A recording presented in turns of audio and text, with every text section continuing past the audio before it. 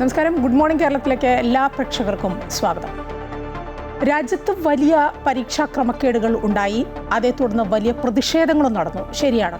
പക്ഷേ എങ്ങനെയായിരിക്കണം ഇനി രാജ്യത്തെ പരീക്ഷാ നടത്തിപ്പുകൾ എന്ന കാര്യത്തിൽ ഒരു ഗൗരവം ഉണ്ടാവാൻ അത് കാരണമായി. ഉർവശിശാപം അനുഗ്രഹം എന്നൊക്കെ പറയാറില്ലേ? പരീക്ഷാ ക്രമക്കേടിൽ മാത്രമല്ല, അധികാരത്തിലിരിക്കുന്നവർ ഇനി എന്തിലും ഏതിലും കൂടുതൽ ശ്രദ്ധ പുലർത്തുമെന്ന കാര്യത്തിൽ സംശയമില്ല. വിമർശനങ്ങളും പ്രതിഷേധങ്ങളുമാണല്ലോ നല്ല രീതിയിലുള്ള മുന്നോട്ടു പോക്കിന് സഹായകരമാവുക എപ്പോഴും. അങ്ങനെ കരുതാം. എല്ലാം പോസിറ്റീവായി തന്നെ കണ്ടുകൊണ്ട് നമുക്ക് ഗുഡ് മോർണിംഗ് കേരളത്തിലേക്ക് കടക്കാം. ആദ്യം പ്രധാന വാർത്തകൾ നോക്കാം. പൊതുപരീക്ഷാ ഭേദഗതി ബിൽ ഇന്ന് പാർലമെന്റിൽ പ്രതിപക്ഷം പിന്തുണച്ചേക്കും. CJP പാർലമെന്റ് മാർച്ചിന് പോലീസ് നടപടിയിൽ അമിത്ഷാ മറുപടി പറയണമെന്ന് പ്രതിപക്ഷം. പെല്ലറ്റ് ആക്രമണത്തിൽ പ്രതിഷേധം തുടരാനും തീരുമാനം. പോലീസ് അതിക്രമം ചോദ്യം ചെയ്ത ഹർജി ഇന്ന് സുപ്രീം കോടതി പരിഗണിക്കും.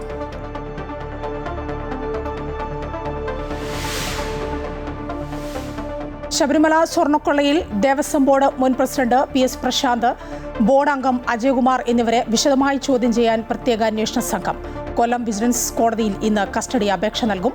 അയോധ്യ രാമക്ഷേത്രത്തിലെ സംഭാവന ക്രമക്കേടിൽ സ്വതന്ത്ര അന്വേഷണം ആവശ്യപ്പെട്ടുള്ള ഹർജി ഇന്ന് സുപ്രീം കോടതി വീണ്ടും പരിഗണിക്കും. കേസ് പരിഗണിക്കുക ചീഫ് ജസ്റ്റിസ് അധ്യക്ഷനായ ബെഞ്ച്. സുരക്ഷാ ക്ലിയറൻസിൽ കുടുങ്ങി ഭവനരഹിതർക്കായി കൊച്ചി കോർപ്പറേഷൻ നിർമ്മിച്ച ഫ്ളാറ്റ് സമുച്ചയം തുരുത്തി ട്വിൻ ടവറുകൾ ഉദ്ഘാടനം കഴിഞ്ഞ് 10 മാസം പിന്നിട്ടിട്ടും കൈമാറിയില്ല. പോലീസ് ക്ലിയറൻസ് എടുക്കാനുള്ള ശ്രമത്തിൽ കോർപ്പറേഷൻ.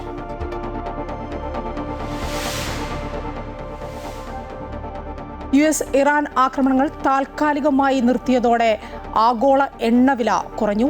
എണ്ണവില കുറഞ്ഞത് 5%.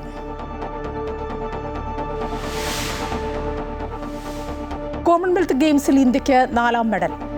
രാജ മുത്തുപ്പാണ്ടിക്ക് വെള്ളി മെഡൽ നേട്ടം. 65 കിലോ വിഭാഗം ഭാരോദ്വഹനത്തിൽ അത്ലറ്റിക്സ് മത്സരങ്ങൾക്ക് ഇന്ന് തുടക്കം. 2 ദിവസത്തെ ഇടവേളയ്ക്ക് ശേഷം പാർലമെന്റ് സമ്മേളനം വീണ്ടും ചേരാൻ പോവുകയാണ്. ഇന്ന് ചോദ്യപേപ്പർ ചോർച്ച ഉൾപ്പെടെയുള്ള കുറ്റങ്ങൾക്ക് കടുത്ത ശിക്ഷ ഉറപ്പാക്കുന്ന പൊതുപരീക്ഷാ ഭേദഗതി ബിൽ സർക്കാർ ഇന്ന് ലോക്സഭയിൽ അവതരിപ്പിക്കും. അതേസമയം CJPയുടെ പാർലമെന്റ് മാർച്ചിലെ പോലീസ് നടപടിയിൽ അമിത്ഷാ മറുപടി പറയണമെന്ന് പ്രതിപക്ഷം ആവശ്യപ്പെടും. കൂടുതൽ വിവരങ്ങളുമായി ജിഷ്ണു കൃഷ്ണൻ ഡൽഹിയിൽ നിന്ന് ചേരുകയാണ്. ജിഷ്ണു, കുറച്ചു നാളായി തുടർന്ന പ്രതിഷേധം, സമരങ്ങൾ, അതിനൊക്കെ ഒരു ശമനം ഉണ്ടായിരിക്കുന്നു. ഏതായാലും ഈ CJPയുടെ പ്രതിഷേധ സമരം അവസാനിപ്പിച്ചതിന് ശേഷം പാർലമെന്റ് ഇന്നും വീണ്ടും ചേരാൻ പോവുകയാണ്. ഇന്നിപ്പോൾ ചോദ്യപേപ്പർ ചോർച്ച ഉൾപ്പെടെയുള്ള കുറ്റങ്ങൾക്ക് കടുത്ത ശിക്ഷ ഉറപ്പാക്കുന്ന പൊതുപരീക്ഷാ ഭേദഗതി ബിൽ അത് വെക്കാൻ പോകുന്നു സർക്കാർ. അതിന് പ്രതിപക്ഷവും പിന്തുണയ്ക്കും എന്നാണ് പറഞ്ഞിരിക്കുന്നത്. അങ്ങനെ ആയിരിക്കുമെന്ന് കരുതാം. മറ്റ് ഏതൊക്കെ വിഷയങ്ങളിലാണ് ഈ പരീക്ഷാ പേപ്പറുമായി ബന്ധപ്പെട്ട ചോർച്ചയുമായി ബന്ധപ്പെട്ട് നടന്ന പ്രതിഷേധവുമായി ബന്ധപ്പെട്ടൊക്കെ പ്രതിപക്ഷം ഉന്നയിക്കാൻ പോകുന്നത്, പാർലമെന്റിൽ വിഷയം ഉന്നയിക്കാൻ പോകുന്നത്? 2 ദിവസത്തെ ഇടവേളയ്ക്ക് ശേഷമാണ് പാർലമെന്റിന്റെ സമ്മേളനം ഇന്ന് ചേരുന്നത്. കഴിഞ്ഞ തിങ്കളാഴ്ച ആരംഭിച്ച വർഷകാല സമ്മേളനം വെള്ളിയാഴ്ച വരെ മുഴുവൻ ദിവസവും പൂർണ്ണമായും സഭാ നടപടികൾ തടസ്സപ്പെടുത്തുന്ന സമീപനമായിരുന്നു പ്രതിപക്ഷം സ്വീകരിച്ചത്. ഇന്ന് സഭ ചേരുമ്പോൾ ഏറ്റവും പ്രധാനപ്പെട്ട കാര്യം പൊതുപരീക്ഷാ നിയമ ഭേദഗതി ബിൽ തന്നെയാണ്. അത് കഴിഞ്ഞ ദിവസം കേന്ദ്ര സർക്കാർ അതിന്റെ വിശദാംശങ്ങൾ വ്യക്തമാക്കുകയും മന്ത്രിസഭാ യോഗം ആ ബില്ലിന് അംഗീകാരം നൽകുകയും ചെയ്തിരുന്നു. ചോദ്യപേപ്പർ ചോർച്ച ഉൾപ്പെടെയുള്ള പരീക്ഷയുമായി ബന്ധപ്പെട്ട കുറ്റകൃത്യങ്ങൾ തെളിയിക്കുകയാണെങ്കിൽ അതിൽ കുറ്റക്കാരെന്ന് കണ്ടെത്തുന്നവർക്ക് കടുത്ത ശിക്ഷ ഉറപ്പാക്കുന്ന തരത്തിലാണ് ബില്ല് വ്യവസ്ഥ ചെയ്തിട്ടുള്ളത്. 10 കോടി വരെ പിഴയും 10 വർഷം വരെ തടവും ലഭിക്കാവുന്ന രീതിയിൽ ഉയർന്ന ശിക്ഷ ഉറപ്പാക്കുകയാണ് ഈ ബില്ലിലൂടെ ലക്ഷ്യം വെക്കുന്നത്. അത് ലോക്സഭയിൽ അവതരിപ്പിക്കുമ്പോൾ പ്രതിപക്ഷവും ആ ബില്ലിനെ പിന്തുണയ്ക്കാൻ തന്നെയാണ് സാധ്യതയുള്ളത്. കാരണം ഇത്തരം നടപടികളിൽ കടുത്ത ശിക്ഷ ഉറപ്പാക്കണം എന്ന കാര്യം പ്രതിപക്ഷവും ആവശ്യപ്പെട്ടിട്ടുള്ളതാണ്. അതുകൊണ്ട് ബില്ലിനെ പ്രതിപക്ഷം അനുകൂലിക്കും. പക്ഷേ കഴിഞ്ഞ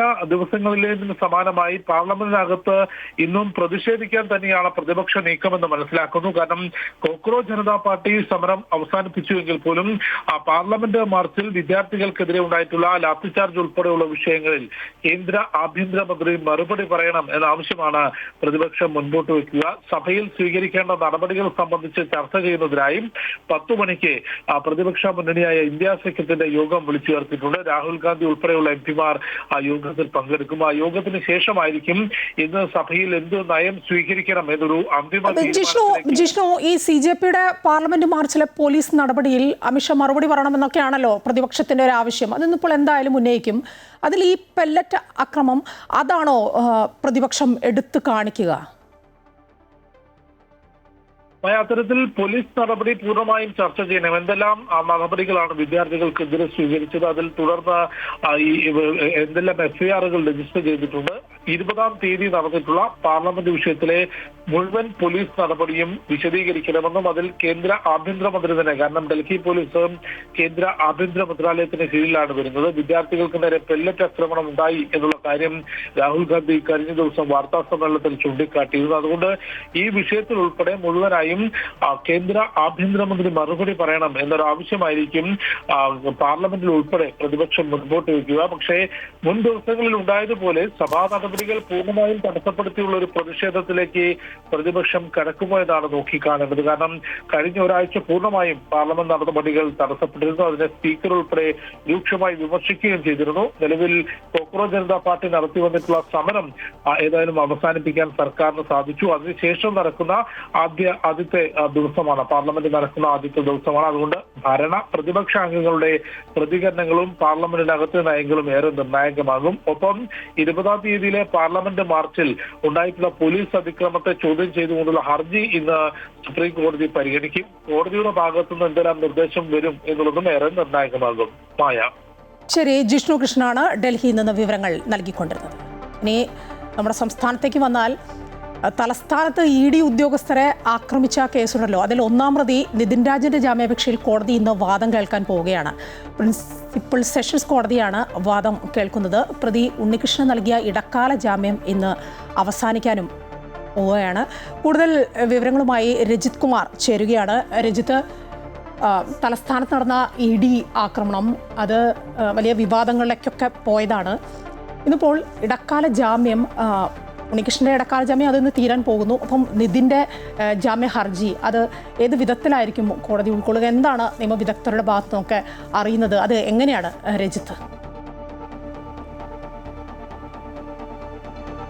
കേസിലെ 1-ാം പ്രതിയാണ് നിതിൻ രാജ്. നമുക്കറിയാം, പ്രതിപക്ഷ നേതാവായിട്ടുള്ള പിണറായി വിജയന്റെ വാടക വീടിന് മുന്നിലാണ് ഇത്തരത്തിൽ അവിടെ റെയ്ഡ് നടന്ന സമയത്ത്, EDയുടെ റെയ്ഡ് നടന്ന സമയത്താണ് ഈ വലിയൊരു സംഭവം ഉണ്ടാകുന്നത്. അതുമായി ബന്ധപ്പെട്ടുകൊണ്ട് വലിയൊരു ആക്രമണം, ED ഉദ്യോഗസ്ഥർക്ക് നേരെ വലിയ ആക്രമണം ഉണ്ടാവുകയും ചെയ്തു. ഈ കേസിലെ 1-ാം പ്രതിയാണ് നിതിൻ രാജ്. നിതിൻ രാജ് ഇപ്പോൾ ജാമ്യ ഹർജിയുമായി സെഷൻസ് കോടതിയെ സമീപിച്ചിരുന്നു. ഇന്നിപ്പോൾ അതിൻ്റെ അപ്പീലുമായാണ് ജില്ലാ കോടതിയിലേക്ക് എത്തിയിരിക്കുന്നത്. ജില്ലാ കോടതിയാണ് ഇതിന്മേൽ ഇപ്പോൾ വാദം കേൾക്കുന്നത്. ഇന്ന് വാദം കേട്ടതിന് ശേഷം കോടതി ഇതുമായി ബന്ധപ്പെട്ട തീരുമാനത്തിലേക്ക് പോകും. നമുക്ക് ഈ കേസിൽ ആകെ 26 പ്രതികളാണ് ഉള്ളത്. 26 പ്രതികളിൽ ആകെ ഒരാൾക്ക് മാത്രമാണ് കോടതി ഒരു ഇടക്കാല ജാമ്യം അനുവദിച്ചിട്ടുള്ളത്. 25-ാം പ്രതിയായിട്ടുള്ള ഉണ്ണികൃഷ്ണന് മാത്രം കഴിഞ്ഞ ദിവസം പിതാവിൻ്റെ മരണവുമായി ബന്ധപ്പെട്ടുകൊണ്ടാണ് ഇടക്കാല ജാമ്യം, 3 ദിവസത്തേക്കുള്ള ഇടക്കാല ജാമ്യം അനുവദിച്ചു. ആ ഇടക്കാല ജാമ്യം ഇന്ന് അവസാനിക്കുകയും ചെയ്യും. മറ്റ് പ്രതികളൊക്കെയും തന്നെ ഇതുമായി ബന്ധപ്പെട്ടുകൊണ്ട് കോടതിയെ സമീപിക്കുന്ന ഒരു സാഹചര്യം ഉണ്ടായിരുന്നു. ആകെ ഒരു പ്രതിക്ക് മാത്രം കഴിഞ്ഞ ദിവസം ജാമ്യം ലഭിക്കുന്ന ഒരു സാഹചര്യമുണ്ടായി. അതിൽ തന്നെ പബ്ലിക് പ്രോസിക്യൂട്ടറുടെ ആയി ഒത്തുകളിച്ചാണ് ജാമ്യം ലഭിച്ചത് എന്ന ആരോപണം നിലനിൽക്കുന്നതിനെതിരെ ED തന്നെ ഹൈക്കോടതിയെ സമീപിക്കുകയും ചെയ്തിട്ടുണ്ട്. ഈ ഹൈക്കോടതിയെ സമീപിച്ച സാഹചര്യത്തിൽ ഈ കേസ് റദ്ദാക്കാൻ, അല്ലെങ്കിൽ ഈ ജാമ്യം റദ്ദാക്കണമെന്ന ആവശ്യമാണ് പ്രധാനമായും ED മുന്നോട്ട് വെച്ചിരിക്കുന്നത്. അതുകൊണ്ട് തന്നെ അതും ഇപ്പോൾ ഉടൻ തന്നെ അയാളുടെ ജാമ്യം കൂടി റദ്ദാക്കുന്ന നിലപാടിലേക്ക് കാര്യങ്ങൾ പോകും. അതുകൊണ്ട് തന്നെ കോടതി മറ്റാർക്കും തന്നെ ജാമ്യം നൽകാത്ത ഒരു സാഹചര്യമാണ് നിലനിൽക്കുന്നത്. നിലവിൽ ഇപ്പോൾ ഇതുമായി ബന്ധപ്പെട്ടുകൊണ്ട് വാദം കൂടി തുടരുകയാണ്. ആ വാദം കേട്ടതിന് ശേഷമായിരിക്കും കോടതി ഇക്കാര്യത്തിൽ തീരുമാനമെടുക്കുക. സാധാരണ രീതിയിൽ ജോലിക്കായി എത്തിയിട്ടുള്ള കേന്ദ്ര ഗവൺമെൻറ് ഉദ്യോഗസ്ഥരായിട്ടുള്ള എൻഫോഴ്സ്മെൻറ്റ് ഡയറക്ടറേറ്റ് ഉദ്യോഗസ്ഥരെ ക്രൂരമായി ആക്രമിച്ച കേസിലാണ് ഇത്തരത്തിലുള്ള ഒരു കേസുമായി മുന്നോട്ട് പോകുന്നത്. അതുകൊണ്ട് തന്നെ ആർക്കും തന്നെ ജാമ്യം ലഭിക്കാത്ത ഒരു നിലപാടിലേക്കാണ് എൻഫോഴ്സ്മെൻറ്റ് ഡയറക്ടറേറ്റും കോടതിയിൽ വാദമുഖങ്ങൾ ഉന്നയിച്ചിട്ടുള്ളത്. അതുകൊണ്ട് തന്നെ ഇതേ വാദങ്ങളൊക്കെയും തന്നെ പരിശോധിച്ചതിന് ശേഷം തന്നെ ആയിരിക്കും കോടതി ജാമ്യം നൽകണമോ വേണ്ടയോ എന്ന കാര്യത്തിൽ തീരുമാനമെടുക്കുക. നിലവിൽ ഇപ്പോൾ ഒരാൾക്ക് മാത്രമാണ് ഒരു ഇടക്കാല ജാമ്യം കോടതി അനുവദിച്ചിട്ടുള്ളത്. മറ്റ് ഒരാളുടെ ജാമ്യവുമായി ബന്ധപ്പെട്ടുകൊണ്ടുള്ള കേസ് കോടതിയിൽ നിൽക്കുന്നുമുണ്ട്. അത് പബ്ലിക് പ്രോസിക്യൂട്ടറെ സ്വാധീനിച്ചുകൊണ്ടുള്ള നടപടിയായിരുന്നു എന്ന് കോടതി വിലയിരുത്തി അത്തരത്തിലുള്ള നടപടികളിലേക്ക് പോകുന്ന ഒരു സാഹചര്യമാണുള്ളത്. എന്തായാലും ജാമ്യം ലഭിക്കാനുള്ള സാഹചര്യം ഇല്ല മറ്റ് പ്രതികൾക്കാർക്കും. ഇന്ന് തന്നെ ഇതുമായി ബന്ധപ്പെട്ടുകൊണ്ട് കോടതിയെ സമീപിച്ചിട്ടുള്ള മറ്റ് പ്രതികൾക്കാർക്കും കോടതി ജാമ്യം നൽകിയിട്ടില്ല എന്നത് ശ്രദ്ധേയമാണ്. ശരി, രജിത്താണ് വിവരങ്ങൾ നൽകിക്കൊണ്ടിരുന്നത്. അയോധ്യ രാമക്ഷേത്രത്തിലെ സംഭാവന ക്രമക്കേടിൽ കോടതിയുടെ മേൽനോട്ടത്തിൽ സ്വതന്ത്ര അന്വേഷണം ആവശ്യപ്പെട്ടുകൊണ്ടുള്ള ഹർജി സുപ്രീം കോടതി ഇന്ന് വീണ്ടും പരിഗണിക്കാൻ പോവുകയാണ്. ചീഫ് ജസ്റ്റിസ് അധ്യക്ഷനായ ബെഞ്ചാണ് കേസ് പരിഗണിക്കുക. സുപ്രീം കോടതിയുടെ നിർദ്ദേശപ്രകാരം കേസ് അന്വേഷിക്കുന്ന SIT UP സർക്കാർ പുനഃസംഘടിപ്പിച്ചിരുന്നു. മുതിർന്ന 3 IPS ഉദ്യോഗസ്ഥരെ ഉൾപ്പെടുത്തിക്കൊണ്ടാണ് SIT പുനഃസംഘടിപ്പിച്ചത്. പുതിയ അന്വേഷണ സംഘം ഇന്ന് കോടതിയിൽ ഇടക്കാല റിപ്പോർട്ട് സമർപ്പിക്കും.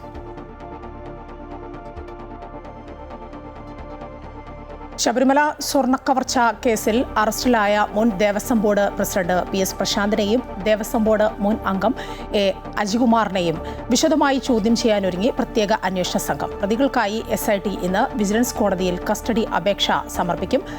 ഇക്കഴിഞ്ഞ 23-നാണ് പ്രശാന്തിനെയും അജികുമാറിനെയും അറസ്റ്റ് ചെയ്തത്. കൂടുതൽ വിവരങ്ങളുമായി സുധീഷ് കുമാർ ചേരുകയാണ്. സുധീഷ്, PS പ്രശാന്തിനെയും അതുപോലെ തന്നെ ബോർഡ് അംഗം മുൻ ദേവസ്വം ബോർഡ് മുൻ അംഗം A അജികുമാറിനെയും ചോദ്യം ചെയ്യേണ്ടതുണ്ട്. SITക്ക് കൂടുതൽ കാര്യങ്ങളൊക്കെ അവരിൽ നിന്ന് അറിയേണ്ടതുണ്ട്. അതിനിപ്പോൾ എങ്ങനെയായിരിക്കും? പ്രത്യേക അന്വേഷണ സംഘം ഇവരെ കസ്റ്റഡിയിൽ വിടണമെന്ന് പറഞ്ഞ് അപേക്ഷ സമർപ്പിക്കാൻ പോവുകയല്ലേ? തീർച്ചയായും ഒരു ദിവസത്തെ കസ്റ്റഡി ആവശ്യപ്പെട്ടുകൊണ്ടാണ് SIT ഇന്ന് കൊല്ലം വിജിലൻസ് കോടതിയിൽ കസ്റ്റഡി അപേക്ഷ സമർപ്പിക്കുക. ശബരിമല സ്വർണ്ണക്കവർച്ച കേസിൽ മുൻ ദേവസ്വം ബോർഡ് പ്രസിഡന്റ് PS പ്രശാന്തും മുൻ അംഗം A അജികുമാറിനെയും കഴിഞ്ഞ 23-നാണ്, അതായത് കഴിഞ്ഞ വ്യാഴാഴ്ചയാണ് പ്രത്യേക അന്വേഷണ സംഘം ഈ കേസുമായി ബന്ധപ്പെട്ട് അറസ്റ്റ് ചെയ്യുന്നത്. വിജിലൻസ് കോടതിയിൽ SIT കസ്റ്റഡി അപേക്ഷ സമർപ്പിക്കുന്നതിന്റെ പ്രധാന ഉദ്ദേശം ഇരുവരെയും ഒരുമിച്ചിരുത്തി ചോദ്യം ചെയ്ത് കൃത്യമായ ചില വിവരങ്ങളിലേക്ക് എത്തേണ്ട സാഹചര്യമുണ്ട് എന്ന ഒരു ആശയത്തിൽ തന്നെയാണ് അവരുള്ളത്. തിരുവനന്തപുരം സ്പെഷ്യൽ ജയിലിൽ റിമാൻഡിൽ കഴിയുന്ന പ്രതികളെ ഒരു ദിവസത്തെ കസ്റ്റഡി അപേക്ഷയ്ക്കാണ് ഇപ്പോൾ SIT അപേക്ഷ സമർപ്പിക്കുക. 2019 സ്വർണ്ണക്കവർച്ച മറച്ചുവെക്കാൻ 2025 ദേവസ്വം ബോർഡ് ഭരണസമിതി ശ്രമിച്ചു എന്നായിരുന്നു SITയുടെ കണ്ടെത്തൽ. ദ്വാരപാല ശില്പപാളികൾ ഹൈക്കോടതി നിയോഗിച്ച സ്പെഷ്യൽ കമ്മീഷണറെയോ ദേവസ്വം ബെഞ്ചിനെയോ അറിയിക്കാതെ വീണ്ടും സ്വർണം പൂശാൻ ചെന്നൈയിലേക്ക് കൊണ്ടുപോയെന്നാണ് അന്വേഷണ സംഘത്തിന്റെ കണ്ടെത്തൽ. ഇതോടെയാണ് ഇരുവരുടെയും അറസ്റ്റ് ഉണ്ടായത്. ഇതോടെ അന്വേഷണം 2025 ദേവസ്വം ബോർഡ് അന്വേഷണ ഭരണസമിതിയിലേക്കും SIT വ്യാപിച്ചിരുന്നു. A പത്മകുമാർ ഉൾപ്പെടെ പ്രതികളായ 2019 ദ്വാരപാല ശില്പപാളി കേസിൽ PS പ്രശാന്തിനെയും അജികുമാറിനെയും പ്രതി ചേർത്തുകൊണ്ട് ഈ പ്രത്യേക അന്വേഷണ സംഘം ഈ കേസുമായി മുന്നോട്ട് പോകുമ്പോൾ ഇതുമായി ബന്ധപ്പെട്ട കൂടുതൽ വിവരങ്ങളിലേക്ക് കൂടിയാണ് ഇപ്പോൾ കടക്കുന്നത്. ഏതായാലും ഒരു ദിവസത്തെ കസ്റ്റഡി അപേക്ഷ ആവശ്യപ്പെട്ടുകൊണ്ടാണ് കൊല്ലം വിജിലൻസ് കോടതിയിൽ ഈ പ്രത്യേക അന്വേഷണ സംഘം ഇരുവർക്കായും ഇന്ന് കസ്റ്റഡി അപേക്ഷ സമർപ്പിക്കുക. ശരി, സുധീഷ് കുമാറാണ് വിവരങ്ങൾ പങ്കുവച്ചത്. തന്ത്രി കണ്ഠരര് രാജീവരുടെ മകൻ ബ്രഹ്മദത്തനെ ശബരിമല തന്ത്രിയായി നിയോഗിക്കാനുള്ള ദേവസ്വം ബോർഡ് തീരുമാനം ഇന്ന് ഹൈക്കോടതിയെ അറിയിക്കും. കഴിഞ്ഞ ദിവസം ചേർന്ന തിരുവിതാംകൂർ ദേവസ്വം ബോർഡ് യോഗത്തിലാണ് തീരുമാനം ഉണ്ടായത്. അക്കിരമൺ, കാളിദാസ ഭട്ടതിരിപ്പാട് അടങ്ങുന്ന സമിതിയാണ് ബ്രഹ്മദത്തന് താന്ത്രിക വിദ്യയിൽ പ്രാഗൽഭ്യമുണ്ടെന്ന് വിലയിരുത്തിയത്. തന്ത്രവിദ്യാപീഠത്തിലടക്കം പഠിച്ചതാണെന്നും അച്ഛനൊപ്പം ശബരിമലയിൽ സഹായിയായി പ്രവർത്തിച്ചെന്നും സമിതി ദേവസ്വം പ്രസിഡന്റിനെ അറിയിച്ചിരുന്നു.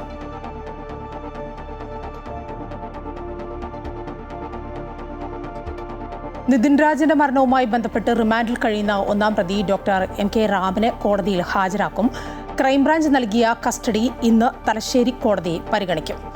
5 ദിവസത്തെ കസ്റ്റഡിയാണ് ക്രൈംബ്രാഞ്ച് ആവശ്യപ്പെട്ടിരിക്കുന്നത്. റാമിനെ കോടതിയിൽ നേരിട്ട് ഹാജരാക്കണമെന്ന് നിർദ്ദേശിച്ചിരുന്നു. അറസ്റ്റിലായ പ്രതിയെ 14 ദിവസം റിമാൻഡ് ചെയ്തിരിക്കുകയാണ്.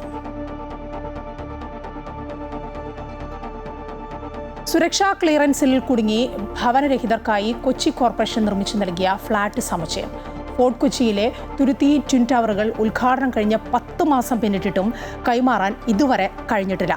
ഇന്റലിജൻസ് ബ്യൂറോയുടെ നിർദ്ദേശത്തെ തുടർന്ന് ഗുണഭോക്താക്കൾക്ക് പോലീസ് ക്ലിയറൻസ് എടുക്കാനുള്ള ശ്രമത്തിലാണ് കോർപ്പറേഷൻ. ഭവനരഹിതരായ 394 കുടുംബങ്ങൾക്കാണ് ഫ്ളാറ്റുകൾ നിർമ്മിച്ചത്. ഭവനരഹിതർക്കായി കൊച്ചി കോർപ്പറേഷൻ നിർമ്മിച്ചു നൽകിയതാണ് ഫോർട്ട് കൊച്ചിയിലെ ഇരട്ട ഫ്ളാറ്റുകൾ. രാജീവ് ആവാസ യോജന പ്രകാരം 12 നിലയുള്ളതും കൊച്ചി സ്മാർട്ട് സിറ്റി മിഷനുമായി ചേർന്ന് 13 നിലയുള്ളതുമായ 2 ടവറുകളാണ് ഇവിടെ ഒരുങ്ങിയത്. കഴിഞ്ഞ സർക്കാരിന്റെ കാലത്ത് ഉദ്ഘാടനം ചെയ്യുകയും ഗുണഭോക്താക്കളായ ഏതാനും കുടുംബങ്ങൾക്ക് താക്കോൽ കൈമാറുകയും ചെയ്തു. എന്നാൽ മാസങ്ങൾ പിന്നിട്ടിട്ടും ഫ്ളാറ്റുകൾ കൈമാറാൻ സാധിച്ചിട്ടില്ല. ഇത് ഇപ്പൊ കിട്ടുമെന്ന് പറഞ്ഞിട്ടാണ് ഇപ്പൊ 68 കുടുംബങ്ങൾ ഇവിടെ. അപ്പോൾ അവരെ അങ്ങോട്ട് മാറ്റും എന്നാണ് പറഞ്ഞത്. ഇതുവരെ ആയിട്ടില്ല. കഴിഞ്ഞ സർക്കാർ വന്നിട്ട് ഉദ്ഘാടനം ചെയ്തു ഇത് താക്കോൽദാനം. ഇപ്പം കുടിയന്മാരും പിന്നെ വലിയന്മാരൊക്കെയാണ് ഇവിടെ താമസിക്കണം. പിന്നെ അത് സുഖമാണ്. പാമ്പുകളാണ് ഇപ്പോൾ ഇവിടെ താമസിക്കണം, മനുഷ്യരല്ല. തന്ത്രപ്രധാന മേഖലയായ ഫോർട്ട് കൊച്ചിയിൽ നിർമ്മിച്ച ഫ്ളാറ്റിന് സുരക്ഷാ ക്ലിയറൻസ് ഇല്ലാത്തതാണ് ഫ്ളാറ്റ് കൈമാറ്റത്തിന് തടസ്സം. നാവികസേനയുടെ പരിശീലന കേന്ദ്രമായ INS ദ്രോണാചാര്യ, ദക്ഷിണ നാവിക ആസ്ഥാനം, കൊച്ചി തുറമുഖം, LNG terminal, Vallarpadam container terminal എല്ലാം ഫ്ളാറ്റ് സമുച്ചയത്തിന് അടുത്തായതാണ് സുരക്ഷാ ക്രമീകരണങ്ങൾക്ക് കാരണം. ഇന്റലിജൻസ് ബ്യൂറോയുടെ നിർദ്ദേശപ്രകാരം ഇവിടെ താമസിക്കുന്നവർക്ക് പോലീസ് ക്ലിയറൻസ് ആവശ്യമാണ്. ഫ്ളാറ്റ് വളപ്പിനുള്ളിൽ പോലീസ് കൺട്രോൾ റൂം ഉൾപ്പെടെ നിരവധി വ്യവസ്ഥകളും ഉൾപ്പെടുത്തിയിട്ടുണ്ട്. ഇവ പൂർത്തിയാക്കാൻ കഴിയാതായതോടെയാണ് ഫ്ളാറ്റ് കൈമാറ്റം വൈകിയത്. താമസക്കാരുടെ പോലീസ് ക്ലിയറൻസ് പൂർത്തിയാക്കുന്നതിനുള്ള നടപടികൾ സ്വീകരിച്ചു വരുന്നതായി Kochi corporation mayor VK Minimol പറഞ്ഞു. സുരക്ഷയുമായി ബന്ധപ്പെട്ടുകൊണ്ട് ഇന്റലിജൻസ് ബ്യൂറോയിൽ നിന്നും നമുക്കൊരു കോള് ഗവൺമെൻറ്റിന് വരികയും ഗവൺമെൻറ് അത് കളക്ടർ വഴി ഒരു മീറ്റിംഗ് വിളിക്കുകയൊക്കെ ചെയ്തിരുന്നു. അവർ ബന്ധപ്പെട്ട കുറച്ച് നിർദ്ദേശങ്ങൾ നമുക്ക് നൽകിയിട്ടുണ്ട്. ആ വർക്ക് കൂടി ഇനി പൂർത്തീകരിക്കാനുണ്ട്.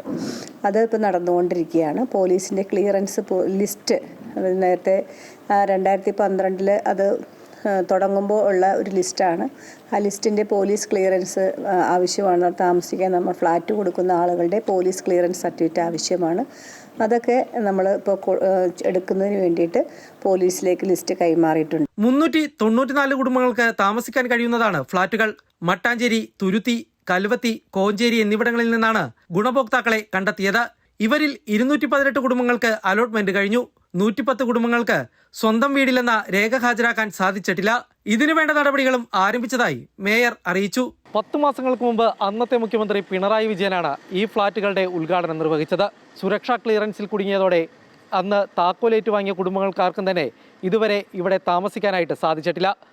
ക്യാമറമാൻ വിപിൻ ആലുവയ്ക്കൊപ്പം കിരൺകുമാർ, അമൃത ന്യൂസ്, കൊച്ചി. അമേരിക്കയും ഇറാനും തമ്മിലുള്ള ആക്രമണങ്ങൾ താൽക്കാലികമായി നിർത്തിവെച്ചതോടെ ആഗോള എണ്ണവില കുറഞ്ഞിരിക്കുന്നു. 5% എണ്ണവില കുറഞ്ഞത്. ബ്രന്റ് ക്രൂഡ് ഏഷ്യയിൽ വ്യാപാരം ആരംഭിക്കുമ്പോൾ തന്നെ വില ബാരലിന് $91.87 കുറഞ്ഞിരുന്നു.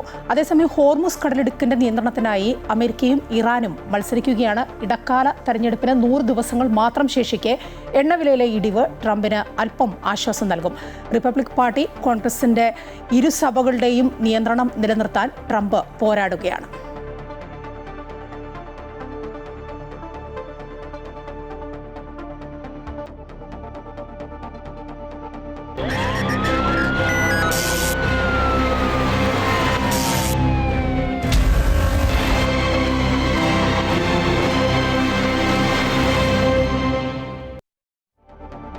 കോഴിക്കോട് വടകര ലഹരി സാമ്പത്തിക ശൃംഖലയിൽ അധ്യാപികമാർ ഉൾപ്പെടെയുള്ള സ്ത്രീകളിലേക്ക് അന്വേഷണം വ്യാപിപ്പിച്ച് വടകര പോലീസ്. ജില്ലയിലെ മയക്കുമരുന്ന് മാഫിയയുടെ സാമ്പത്തിക സ്രോതസ്സുകൾ തേടിയുള്ള പോലീസിന്റെ അന്വേഷണം പുരോഗമിക്കുകയാണ്. മയക്കുമരുന്ന് വിൽപ്പനയിൽ നേരിട്ട് പങ്കെടുക്കാതെ ബാങ്ക് അക്കൗണ്ടുകൾ കേന്ദ്രീകരിച്ച് ലക്ഷക്കണക്കിന് രൂപയുടെ പണമിടപാടുകൾ നടത്തുന്ന സംഘത്തിൽ കൂടുതൽ സ്ത്രീകൾ ഉൾപ്പെടാനുള്ള സാധ്യതയുണ്ടെന്ന് പോലീസ് അറിയിച്ചു. കൂടുതൽ വിവരങ്ങളുമായി കോഴിക്കോട് നിന്ന് MM രാഗേഷ് ചേരുകയാണ്. രാഗേഷ്, എങ്ങനെയാണ് ഈ അധ്യാപികമാർ അടക്കമുള്ള സ്ത്രീകൾ ഇതിലേക്കൊക്കെ വന്നത്? ഈ ലഹരി മാഫിയയുടെ ഒരു ശ്രമം സ്ത്രീകളെ ഉൾപ്പെടുത്തുക, അധ്യാപികമാരെയൊക്കെ ഉൾപ്പെടുത്തിക്കൊണ്ട് ഇതൊന്ന് വ്യാപിപ്പിക്കുക, അങ്ങനെയൊക്കെയാണോ? എന്താണ് വടകര പോലീസ് പറയുന്ന ആ നിഗമനങ്ങൾ? പോലീസിനൊരു നിഗമനം എങ്ങനെയാണ് ഈ കാര്യത്തിൽ?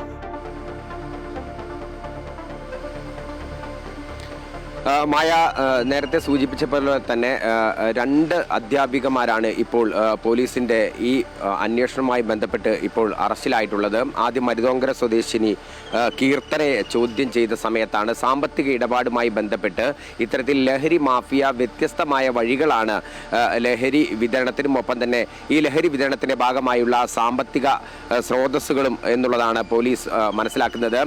ഇത്തരത്തിൽ കീർത്തനയുടെ അക്കൗണ്ടുകൾ കേന്ദ്രീകരിച്ചുള്ള അന്വേഷണമാണ് കാവ്യ എന്ന് പറയുന്ന മറ്റൊരു അധ്യാപികയിലേക്കും അന്വേഷണം വ്യാപിപ്പിച്ചിട്ടുള്ളത്. കൂരാച്ചുണ്ട് ചെറുകാട് സ്വദേശിനിയായിട്ടുള്ള കാവ്യയാണ് പിന്നീട് പോലീസിന്റെ കസ്റ്റഡിയിലാകുന്നത്. അതായത് ഇവരുടെ അക്കൗണ്ടുകളിലേക്കാണ് വലിയ തരത്തിൽ പണം എത്തിയിട്ടുള്ളത്. അതേസമയം ലഹരിയുമായി നേരിട്ട് ഇവർ ബന്ധപ്പെടാതെ ഇത്തരത്തിലുള്ള സാമ്പത്തികമായിട്ടുള്ള ഇടപാടുകളാണ് നടത്തിയിട്ടുള്ളത് എന്നുള്ളതാണ് പോലീസിന്റെ അന്വേഷണത്തിൽ വ്യക്തമായിട്ടുള്ളത്. കൂടുതൽ പ്രൊഫഷണലുകളും ഒപ്പം തന്നെ കൂടുതൽ സ്ത്രീകളും ഇത്തരത്തിൽ ഈ ബാങ്ക് അക്കൗണ്ട് കേന്ദ്രീകരിച്ചുള്ള ലഹരി മാഫിയയുടെ തട്ടിപ്പിനിരയായിട്ടുണ്ടോ അല്ലെങ്കിൽ ഇവരെ ഉപയോഗപ്പെടുത്തിയിട്ടുണ്ടോ എന്നുള്ള അന്വേഷണം ഉൾപ്പെടെ വ്യാപിപ്പിക്കണമെങ്കിൽ കീർത്തനയെയും കാവ്യയെയും ഉൾപ്പെടെ ഒരുമിച്ചിരുത്തി ചോദ്യം ചെയ്യുന്നതുൾപ്പെടെയുള്ള നടപടികളിലേക്ക് പോലീസിന് നീങ്ങേണ്ടതുണ്ട്. ലക്ഷങ്ങളുടെ ഇടപാടുകളാണ് ഇത്തരത്തിൽ കാവ്യയുടെയും കീർത്തനയുടെയും അക്കൗണ്ടുകൾ കേന്ദ്രീകരിച്ച് നടത്തിയിട്ടുള്ളത്. BRCയിലെ താൽക്കാലിക അധ്യാപികമാരായിരുന്നു രണ്ടുപേരും. അതുകൊണ്ട് തന്നെ ഇവർ കൂടാതെ ഇവരോട് ബന്ധമുള്ള മറ്റ് അധ്യാപികമാരിലേക്കും ഇത്തരം അന്വേഷണം നീങ്ങുമോ എന്നുള്ളതും പോലീസ് നോക്കുന്നുണ്ട്. ഏതായാലും ഇതുമായി ബന്ധപ്പെട്ട് വടകര പോലീസ് വ്യാപകമായ അന്വേഷണമാണ് നടത്തിയിട്ടുള്ളത്. ലൊക്കേഷനുകൾ വ്യത്യസ്ത തരത്തിൽ അയച്ചു നൽകുകയും ആ ലൊക്കേഷനുകളിലേക്ക് ലഹരി എത്തിക്കുകയും ലഹരിയുമായി നേരിട്ട് ഇവർ ബന്ധപ്പെടാതെ സാമ്പത്തിക ഇടപാടുകളാണ് നടത്തിയിട്ടുള്ളത് എന്നുള്ളതാണ് പ്രാഥമിക അന്വേഷണത്തിൽ മനസ്സിലാക്കിയിട്ടുള്ളത്. അതുകൊണ്ട് തന്നെ 2 അധ്യാപികമാർ താൽക്കാലിക അധ്യാപികമാരാണ്. ഇവരുടെ അക്കൗണ്ടുകളിലേക്ക് വിവിധ അക്കൗണ്ടുകളിൽ നിന്ന് പണം വന്നതുൾപ്പെടെയുള്ള രേഖകൾ പരിശോധിച്ചുകൊണ്ടാണ് പോലീസ് ഈ നടപടിയിലേക്ക് നീങ്ങിയിട്ടുള്ളത്. ഇനി നടക്കുന്ന അന്വേഷണങ്ങളിലായിരിക്കും കൂടുതൽ പ്രൊഫഷണലുകളോ സ്ത്രീകളോ ഈ കേസിൽ ഉൾപ്പെട്ടിട്ടുണ്ടോ എന്നുള്ളത് വ്യക്തമാവുക. ശരി, രാകേഷാണ് വിവരങ്ങൾ നൽകിക്കൊണ്ടിരുന്നത്. ഇനി തൃശ്ശൂരിലേക്കാണ്. തൃശ്ശൂരിലെ പ്രോട്ടീൻ പൗഡർ വിൽപ്പന കേന്ദ്രത്തിലെ ലഹരി കച്ചവടത്തിൽ മുഖ്യപ്രതി വിഷ്ണു പ്രദീപിനെതിരെ പിറ്റ് ആക്ട് ചുമത്താൻ പോലീസ്. 1/2 കിലോയിൽ താഴെയുള്ള കഞ്ചാവ് കടത്തിന് ജാമ്യം നേടി പോകുന്നത് തടയാനാണ് ഈ നടപടി. അതേസമയം വിഷ്ണു സ്ഥിരം ലഹരിക്കടത്ത് കേസ് പ്രതിയാണെന്നാണ് പോലീസ് പറയുന്നത്. കഴിഞ്ഞ ദിവസമാണ് പടിഞ്ഞാറക്കോട്ടയിലെ പ്രോട്ടീൻ മാളിൽ നിന്നും ലഹരി വസ്തുക്കൾ പിടിച്ചെടുത്തത്. കൊറിയർ സർവീസ് വഴി ലഹരി കച്ചവടം നടക്കുന്നുണ്ടെന്ന രഹസ്യവിവരം ലഭിച്ചതിനെ തുടർന്ന് സിറ്റി ഡാൻസ് ഓഫ് സംഘം നടത്തിയ അന്വേഷണത്തിലാണ് പടിഞ്ഞാറക്കോട്ടയിലെ പ്രോട്ടീൻ കച്ചവടക്കാരിൽ നിന്നും മാരക ലഹരി വസ്തുക്കൾ കണ്ടെടുക്കുന്നത്. കിഴക്കേക്കോട്ടയിലെ കൊറിയർ സ്ഥാപനത്തിൽ നിന്ന് ലഹരി മരുന്ന് അയക്കാനെത്തിയ പ്രജ്വൽ ഗോഗോയാണ് ആദ്യം പിടിയിലാകുന്നത്. പാക്കറ്റുകളിൽ ചെറിയ പൊതികളിലായി കൊറിയർ ചെയ്യാൻ കൊണ്ടുവന്ന 1/2 കിലോയോളം വരുന്ന ഹൈബ്രിഡ് കഞ്ചാവ്, ഒപ്പം 4 MDMA ഗുളികകൾ എന്നിവ പോലീസ് പിടിച്ചെടുക്കുകയായിരുന്നു. തുടർന്ന് നടത്തിയ അന്വേഷണത്തിലാണ് കിഴക്കേക്കോട്ടയിലെ പ്രോട്ടീൻ പൗഡർ വിൽപ്പന കേന്ദ്രമായ പ്രോട്ടീൻ മോളിലേക്ക് എത്തുന്നതും ഇതിന്റെ ഉടമയായ വിഷ്ണു പ്രദീപിനെ കസ്റ്റഡിയിലെടുക്കുന്നതും. പ്രതികളുടെ ഇടപാടുകളെക്കുറിച്ച് പോലീസിന് നേരത്തെ തന്നെ വിവരം ലഭിച്ചിരുന്നു. വിഷ്ണു പ്രദീപ് പലതവണ ലഹരി കേസിൽ പിടിയിലായ വ്യക്തിയാണ്. ഇയാളെ പുറത്തുവിടാതിരിക്കാനാണ് പോലീസ് പിറ്റ് ആക്ട് ചുമത്താൻ ഒരുങ്ങുന്നത്. ലഹരി കേസ് പ്രതികൾക്ക് എളുപ്പത്തിൽ ജാമ്യം ലഭിക്കാതിരിക്കാൻ ഉപയോഗിക്കുന്ന കരുതൽ തടങ്കൽ നിയമമാണ് പിറ്റ് ആക്ട്. പിടിയിലായവരുടെ ഇടപാടുകാരെക്കുറിച്ച് പോലീസ് അന്വേഷണം ഊർജിതമാക്കിയിട്ടുണ്ട്. അമൃത ന്യൂസ്, തൃശൂർ. കോഴിക്കോട് വെസ്റ്റ് മാഹിയിൽ വെളിച്ചെണ്ണ മില്ലിന് തീപിടിച്ചു. ഇന്നലെ രാത്രി 10 മണിയോടെയാണ് തീപിടുത്തം ഉണ്ടായത്. തീപിടുത്തത്തിൽ മില്ലിലെ യന്ത്ര സാമഗ്രികളും ഇലക്ട്രോണിക് ഉപകരണങ്ങളും കത്തിനശിച്ചു. അവധി ദിവസമായതിനാൽ വൻ ദുരന്തം ഒഴിവായി. കൂടുതൽ വിവരങ്ങളുമായി രാകേഷ് ചേരുകയാണ്. രാകേഷ്, ഈ തീപിടുത്തത്തിൻ്റെ കാരണം എന്താണ് അറിയാനാവുന്നത്? എന്താണ് ഒരു നിഗമനം വരുന്നത്? എന്താണ്? ഇപ്പോഴും തീ അണയ്ക്കാനുള്ള ശ്രമങ്ങൾ തുടരുകയാണ്. ഞാനിപ്പോൾ ഉള്ളത് വെസ്റ്റിൽ മാഹിയിലാണ്. ഇന്നലെ ഏകദേശം രാത്രി 10 മണിയോടുകൂടിയാണ്. 10 ആയിട്ടുണ്ടാവും. എന്താണിത്? ഡ്രയറിന്ന് തീ പടരാണ്. അപ്പുറം ഉണക്കുന്ന ഡ്രയർ ഉണ്ടല്ലോ, ഡ്രയർ ബാക്കിൽ നിന്നാണ് കത്തി വന്നത്. പിന്നെ മുന്നോട്ട് ഇങ്ങനെ വന്ന് വണ്ടി പൊട്ടിത്തെറിച്ച് കത്തിയിട്ട് ഡീസൽ ഉണ്ടാവുമല്ലോ, വണ്ടി അങ്ങനെയാണ് എനിക്ക് തോന്നുന്നത് ഫുള്ളായിട്ട് പെട്ടെന്ന് പിടിക്കാൻ കാരണം. വണ്ടി കത്തിയതിനെ കൊണ്ടാണ് തോന്നുന്നത്. ഏകദേശം എത്ര പണിക്കാർ ഇവിടെ പണിയെടുക്കുന്നുണ്ട്? ഒരു 10-30 പണിക്കാർ എടുക്കുന്നത്. ഇന്നലെ സൺഡേ ആയതുകൊണ്ടാണ് വലിയ അപകടം ഒഴിവായത്. അല്ല, അല്ലെങ്കിലും സൺഡേ ആയതിനെ കൊണ്ടാണ് ഇത് അപകടം വന്നത്. അല്ലെങ്കിൽ ഫുൾ ടൈം വർക്കുള്ളതാണ് നമ്മളവിടെ. അപ്പോൾ വേഗം കാണുമല്ലോ. ഇതിപ്പോൾ ഒരു സെക്യൂരിറ്റി മാത്രമേ ഉള്ളൂ. സെക്യൂരിറ്റി കണ്ടിട്ടില്ലേ പെട്ടെന്ന്. പിന്നെ ഇത് കത്തിക്കഴിഞ്ഞാൽ നിൽക്കില്ലല്ലോ. ഈ പാക്കിംഗ് മെറ്റീരിയലൊക്കെ ഫുള്ള് പ്ലാസ്റ്റിക് ആയതിനെ കൊണ്ട് കത്തിക്കഴിഞ്ഞാൽ പടർന്നങ്ങോട്ട് പോകും. പിന്നെ അതിൻ്റെ തൊട്ടടുത്ത് തന്നെ ലോറി ഉണ്ടായതിനെ കൊണ്ട് നേരെ ലോറിയിലേക്ക് പിടിച്ചാൽ പിന്നെ പറയണ്ടല്ലോ. പെട്രോൾ ടാങ്ക് ഡീസൽ ടാങ്ക് ഉണ്ടല്ലോ, അത് പൊട്ടിത്തെറിച്ചായിരിക്കുന്നതാണ്. പിന്നെ ഏകദേശം എത്ര കോടിയുടെ നഷ്ടം ഉണ്ടാവും? ഞങ്ങൾക്ക് ഒരു 3-4 ചെയർ എന്തായാലും ഉറപ്പായിട്ടുണ്ടാവും. അതിന് സാധനം ഇത് കൊപ്ര എണ്ണയായിട്ട് തന്നെ അത്ര പൈസ സ്റ്റോക്ക് ഉണ്ടോ. നമ്മൾ പിന്നെ മെഷീനറികൾ ഫുള്ള് പോയല്ലോ. ഒറ്റ മെഷീനറികൾ ഇനി ഉപയോഗിക്കാൻ കഴിയില്ല. ഇനി ഒന്നും തുടങ്ങണം ചുരുക്കി പറഞ്ഞാൽ. 14ഓളം ഫയർഫോഴ്സ് യൂണിറ്റുകൾ എത്തിയാണ്. ഇപ്പോഴും തീ അണയ്ക്കാനുള്ള ശ്രമം ഫയർഫോഴ്സ് യൂണിറ്റ് നടത്തിക്കൊണ്ടിരിക്കുകയാണ്. ഏകദേശം 3-4 കോടിയിലധികം രൂപയുടെ നാശനഷ്ടങ്ങളുണ്ടാകും. വെളിച്ചെണ്ണ ആയതുകൊണ്ട് തന്നെയാണ് ഇത്തരത്തിൽ വലിയ തരത്തിൽ തീ പടരുന്ന സാഹചര്യം ഉണ്ടായത്. ആദ്യം തന്നെ ഈ ഡ്രയറിന് സമീപത്ത് നിർത്തിയിട്ടിരുന്ന ഈ ഗോഡൗണിന് പുറത്ത് ഉണ്ടായിരുന്ന ലോറിയിലേക്കാണ് ഈ തീ പടർന്നത്. ഈ തീ പടർന്നതിന് ശേഷമാണ് പിന്നീട് വലിയ തരത്തിലുള്ള പൊട്ടിത്തെറി ഉണ്ടായത്. ഇപ്പോഴും തീ പൂർണ്ണമായും അണയ്ക്കാൻ കഴിഞ്ഞിട്ടില്ല. ഫയർഫോഴ്സ് തീ അണയ്ക്കാനുള്ള ശ്രമങ്ങൾ നടത്തുകയാണ്. കൊപ്ര ഒപ്പം തന്നെ വെളിച്ചെണ്ണ, എളുപ്പത്തിൽ തീ പിടിക്കാവുന്ന വസ്തുക്കളാണ് ഇതിനകത്തുള്ളത് എന്നുള്ളത് കൊണ്ട് തന്നെയാണ് വലിയ അർത്ഥത്തിൽ തീ പടരുന്ന സാഹചര്യം ഉണ്ടായത്. ഫയർഫോഴ്സ് അത്രമാത്രം യൂണിറ്റുകൾ എത്തിയാണ് ഇപ്പോഴും തീ അണയ്ക്കാനുള്ള ശ്രമങ്ങളാണ് പുരോഗമിക്കുന്നതുമായ. ശരി, രാകേഷാണ് വിവരങ്ങൾ നൽകിക്കൊണ്ടിരുന്നത് കോഴിക്കോട് നിന്ന്. കോഴിക്കോട് വെസ്റ്റ് മാഹിയിലാണ് വെളിച്ചെണ്ണ മില്ലിന് തീപിടിച്ചത്. തീ അണയ്ക്കാനുള്ള ശ്രമങ്ങൾ ഇപ്പോഴും നടന്നുകൊണ്ടിരിക്കുകയാണെന്ന് രാകേഷ് റിപ്പോർട്ട് ചെയ്തു. സംസ്ഥാനത്ത് ഇന്ന് 5 ജില്ലകളിൽ ഒറ്റപ്പെട്ട ശക്തമായ മഴയ്ക്ക് സാധ്യത എന്ന് കേന്ദ്ര കാലാവസ്ഥാ വകുപ്പ് അറിയിക്കുന്നു. മലപ്പുറം, കോഴിക്കോട്, വയനാട്, കണ്ണൂർ, കാസർഗോഡ് ജില്ലകളിൽ ഇന്ന് യെല്ലോ അലർട്ടാണ്. ഒറ്റപ്പെട്ട ഇടങ്ങളിൽ ഇടിമിന്നലോട് കൂടിയ മഴയ്ക്കും മണിക്കൂറിൽ 30 മുതൽ 40 കിലോമീറ്റർ വരെ വേഗതയിൽ ശക്തമായ കാറ്റിനും സാധ്യതയുണ്ടെന്ന് കാലാവസ്ഥാ വകുപ്പ് അറിയിക്കുന്നു. വടക്കു പടിഞ്ഞാറൻ ബംഗാൾ ഉൾക്കടലിലും ഒഡീഷ, പശ്ചിമ ബംഗാൾ തീരപ്രദേശങ്ങളിലും സ്ഥിതി ചെയ്തിരുന്ന ന്യൂനമർദ്ദം കൂടുതൽ ശക്തി പ്രാപിച്ച് അതിതീവ്ര ന്യൂനമർദ്ദമായി മാറാൻ സാധ്യത ഉള്ളതിനാൽ സംസ്ഥാനത്ത് മഴ മുന്നറിയിപ്പ് പുറപ്പെടുവിച്ചിരിക്കുന്നത്. പാലാ നഗരസഭ ചെയർപേഴ്സൺ സ്ഥാനത്തേക്ക് മായ രാഹുലിന് സാധ്യത ഏറുകയാണ്. കോൺഗ്രസ് പുറത്താക്കിയ 4 കൗൺസിലർമാരുടെയും ഇടതുപക്ഷത്തിന്റെയും പിന്തുണ മായ രാഹുലിനുണ്ട്.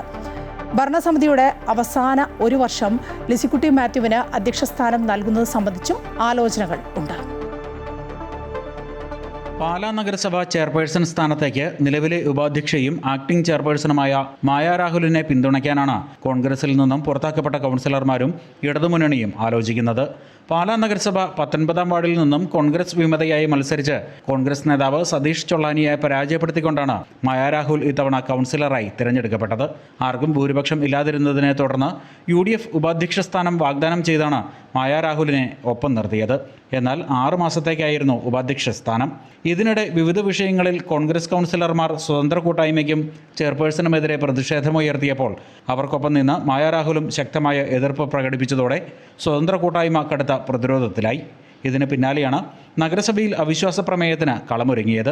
ഈ സാഹചര്യത്തിലാണ് അധ്യക്ഷ സ്ഥാനത്തേക്ക് മായ രാഹുലിനെ തന്നെ പരിഗണിക്കാൻ അവിശ്വാസത്തെ പിന്തുണച്ചതിന് പുറത്താക്കപ്പെട്ട കോൺഗ്രസ് കൗൺസിലർമാരും ഇടതുമുന്നണിയും ആലോചിക്കുന്നത്. നിലവിലെ ഭരണസമിതിയുടെ അവസാന 1 വർഷമെങ്കിലും കോൺഗ്രസിൽ നിന്നും പുറത്താക്കപ്പെട്ട ലിസിക്കുട്ടി മാത്യുവിനെയും അധ്യക്ഷയാക്കാൻ ആലോചനകളുണ്ട്. ഉപാധ്യക്ഷ സ്ഥാനം ടോണി തൈപ്പറമ്പിൽ, ബിജു മാത്യൂസ്, രജിത പ്രകാശ് എന്നിവർക്ക് ടേം വ്യവസ്ഥയിൽ വീതം വയ്ക്കുവാനുമാണ് ആലോചന. ഭരണത്തിൽ നേരിട്ട് പങ്കാളിത്തം വഹിക്കേണ്ടതില്ല എന്ന തീരുമാനത്തിൽ തന്നെയാണ് കേരള കോൺഗ്രസ് എമ്മും CPM-ഉം. ഭരണത്തിൽ പങ്കാളിത്തം വഹിച്ചാൽ തദ്ദേശ തെരഞ്ഞെടുപ്പിലേതിനേക്കാൾ ജനവികാരം എതിരായി മാറിയേക്കുമെന്നാണ് ഇടതുപക്ഷത്തിൻ്റെ വിലയിരുത്തൽ. 2 ആഴ്ചയ്ക്കുള്ളിൽ ചെയർപേഴ്സൺ തെരഞ്ഞെടുപ്പ് നടന്നേക്കുമെന്നാണ് സൂചന. അമൃത ന്യൂസ്, കോട്ടയം.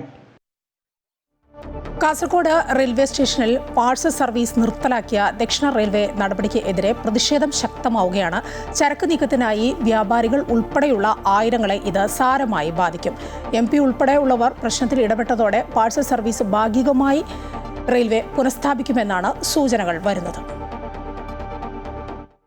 അമൃത് ഭാരത് പദ്ധതിയിൽ ഉൾപ്പെടുത്തി വികസന പ്രവർത്തനങ്ങൾ നടന്നുവരുന്ന കാസർഗോഡ് റെയിൽവേ സ്റ്റേഷന്റെ വികസന കാഴ്ചപ്പാടുകൾക്ക് നിരക്കാത്ത നടപടിയാണ് പാർസൽ നിർത്തലാക്കാനുള്ള തീരുമാനം. ഇതിനെതിരെ വ്യാപാരി സമൂഹത്തിലും യാത്രക്കാരിലും പ്രതിഷേധമുയർന്നു കഴിഞ്ഞു.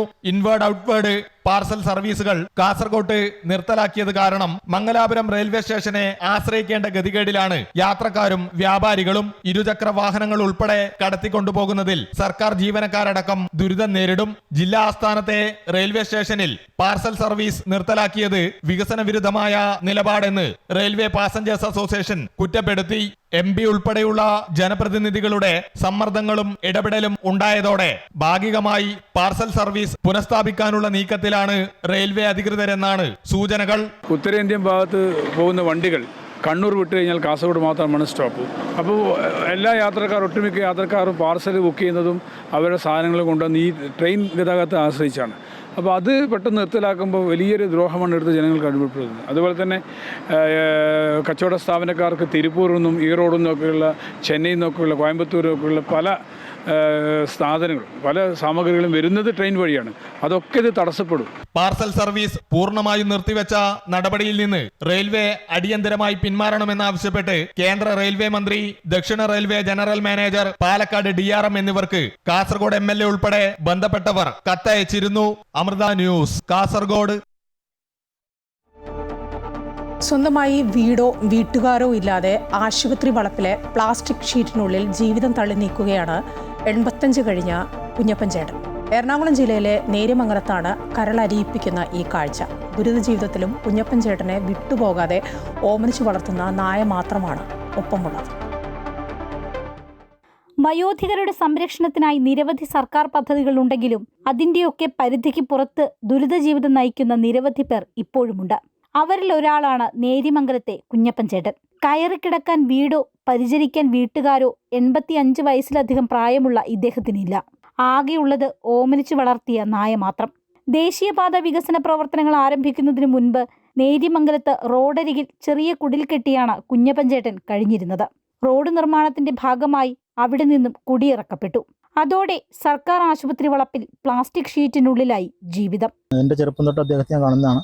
സ്ഥലങ്ങളോ വീടോ മറ്റ് സംവിധാനങ്ങളോ ഒന്നുമില്ല. അദ്ദേഹത്തിന് ആകെ ഉണ്ടായിരുന്ന മകനായിരുന്നു. ആ മകൻ ഈ കഴിഞ്ഞ ദിവസം മരണപ്പെട്ടു. ഇത് അധികാരികളുടെ മുന്നിലെത്തുമെന്നും ഇദ്ദേഹത്തിന് പൂർണ്ണ സംരക്ഷണം ലഭിക്കുമെന്നും ഉള്ള പ്രതീക്ഷയോടെയാണ് ഇപ്പോൾ ഞങ്ങൾ ഈ വിഷയവുമായി ബന്ധപ്പെട്ട് ഇറങ്ങിയിരിക്കുന്നത്. രോഗവും ഓർമ്മക്കുറവും കുഞ്ഞപ്പൻ ചേട്ടനെ അലട്ടുന്നുണ്ട്. ഒന്ന് നിവർന്നു കിടക്കാൻ ഈ പ്ലാസ്റ്റിക് മറയ്ക്കുള്ളിൽ സ്ഥലമില്ല. കസേരയിൽ ഇരുന്നാണ് രാത്രി ഉറക്കം. മഴയായാലും കനത്ത വെയിലായാലും എല്ലാം ഒരുപോലെ അനുഭവിക്കും. ആരെങ്കിലും ഭക്ഷണം വാങ്ങി നൽകിയാൽ ആ ദിവസം വിശപ്പടക്കും, ഇല്ലെങ്കിൽ പട്ടിണി കിടക്കും. ഇടുക്കി കവലക്കയായിട്ട് റോഡ് സൈഡിൽ വീട് വെച്ച് കെട്ടി താമസിക്കുമായിരുന്നു. ഇപ്പോൾ റോഡിൻ്റെ പണി വന്നപ്പോൾ അദ്ദേഹത്തിനോട് അവിടെ നിന്ന് മാറണമെന്നും വീട് പണിത് തരാമെന്നും അതല്ലെങ്കിൽ പൈസയായിട്ട് തരാമെന്നും പറഞ്ഞാണ് അവരോട് മാറ്റിയേക്കണമെന്നാണ് ആ ചേട്ടൻ പറയുന്നത്. ഇദ്ദേഹത്തിന്റെ മകൻ മരിച്ചുപോയി. മറ്റു ബന്ധുക്കളെക്കുറിച്ച് നാട്ടുകാർക്ക് അറിയില്ല. വേറെ ഒരു മകളുണ്ട്. മകള് എവിടെയാണെന്ന് ഞങ്ങൾക്ക് അറിയാൻ പറ്റില്ല. ആരെങ്കിലുമൊക്കെ ഇതിന് സംഭാവന കൊടുക്കണേ അതൊക്കെ വെച്ചാണ് ഭക്ഷണം കഴിക്കുകയൊക്കെ ചെയ്യുന്നത്. സ്വന്തമായി ജീവിതം മുന്നോട്ട് കൊണ്ടുപോകാൻ കഴിയാത്ത കുഞ്ഞപ്പൻ ചേട്ടന്റെ സംരക്ഷണം ഏറ്റെടുക്കാൻ അധികൃതർ അടിയന്തരമായി ഇടപെടുമെന്ന പ്രതീക്ഷയിലാണ് നാട്ടുകാരും. അമൃത ന്യൂസ്, കൊച്ചി. സാഹസികതയുടെ കൊടുമുടി കയറി പ്രായത്തെ തോൽപ്പിച്ചിരിക്കുകയാണ് മലയാളികൾക്ക് അഭിമാനമായി ഒരു കൊച്ചുമിടുക്കി. വടക്കേ ആഫ്രിക്കയിലെ ഏറ്റവും ഉയരം കൂടിയ മൗണ്ട് ടൗഹാൽ കീഴടക്കിയിരിക്കുകയാണ് തൃശൂർ സ്വദേശിനി 8 വയസ്സുകാരി ഇയ കൃഷ്. സമുദ്രനിരപ്പിൽ നിന്ന് 4167 മീറ്റർ ഉയരമുള്ള പർവ്വതമുകളിൽ ഇയ കുറിച്ചത് കേവലം ഒരു വിജയമല്ല, മറിച്ച് ദൃഢനിശ്ചയത്തിൻ്റെയും കഠിനാധ്വാനത്തിൻ്റെയും പുതിയ ചരിത്രം കൂടിയാണ്.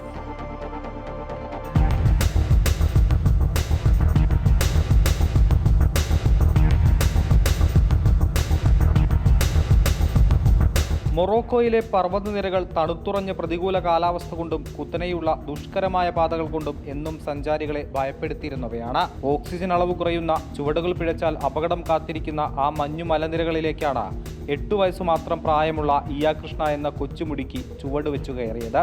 ശബരിമല നടന്നു കയറിയതോടെയാണ് പർവ്വതാരോഹണമെന്ന ചിന്ത ഇയയുടെ കൊച്ചു മനസ്സിൽ കടന്നുകൂടിയത്.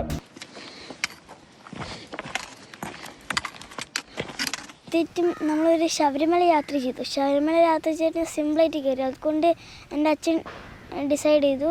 അച്ഛൻ്റെ ഒരു കോച്ചുണ്ട്, അത് ഇടയ്ക്കിടയ്ക്ക് മല കയറും. ഞാൻ ഉണ്ടായിട്ടില്ല ആ ദിവസം.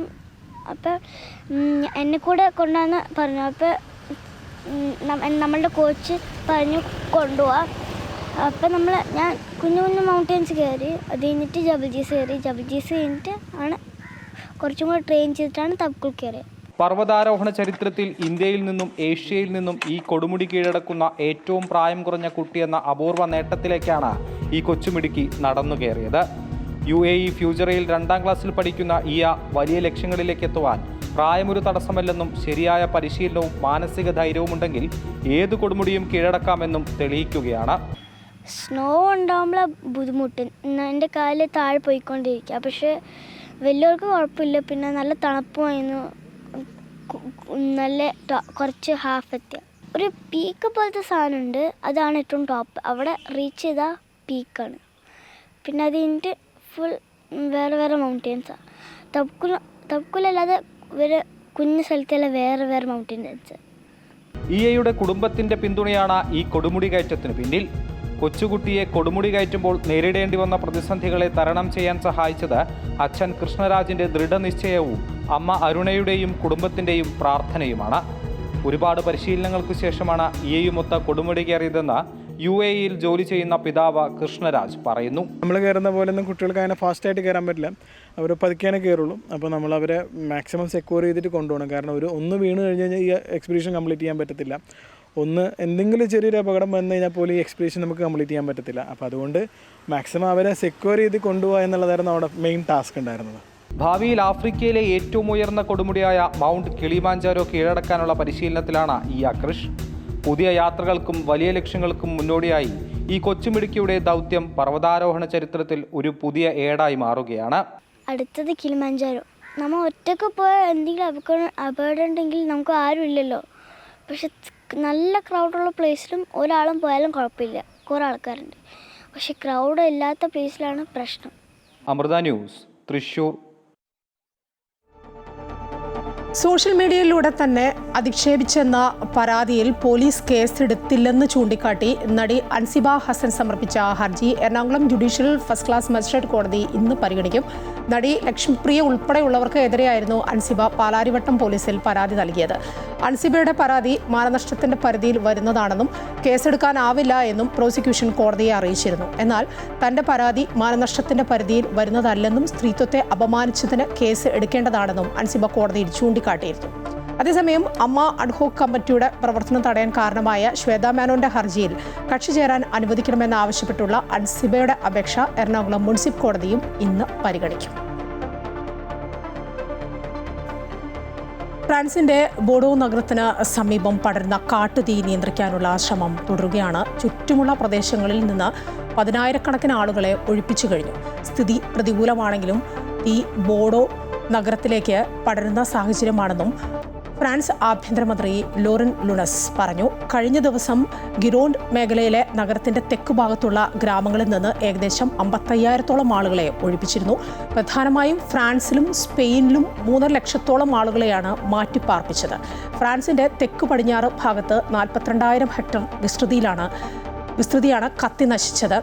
കടുത്ത ഉഷ്ണതരംഗവും വരണ്ട കാറ്റും രക്ഷാപ്രവർത്തനങ്ങൾക്ക് തടസ്സങ്ങൾ സൃഷ്ടിക്കുകയാണ്. ഇത് വലിയ തിരിച്ചടിയാണ്.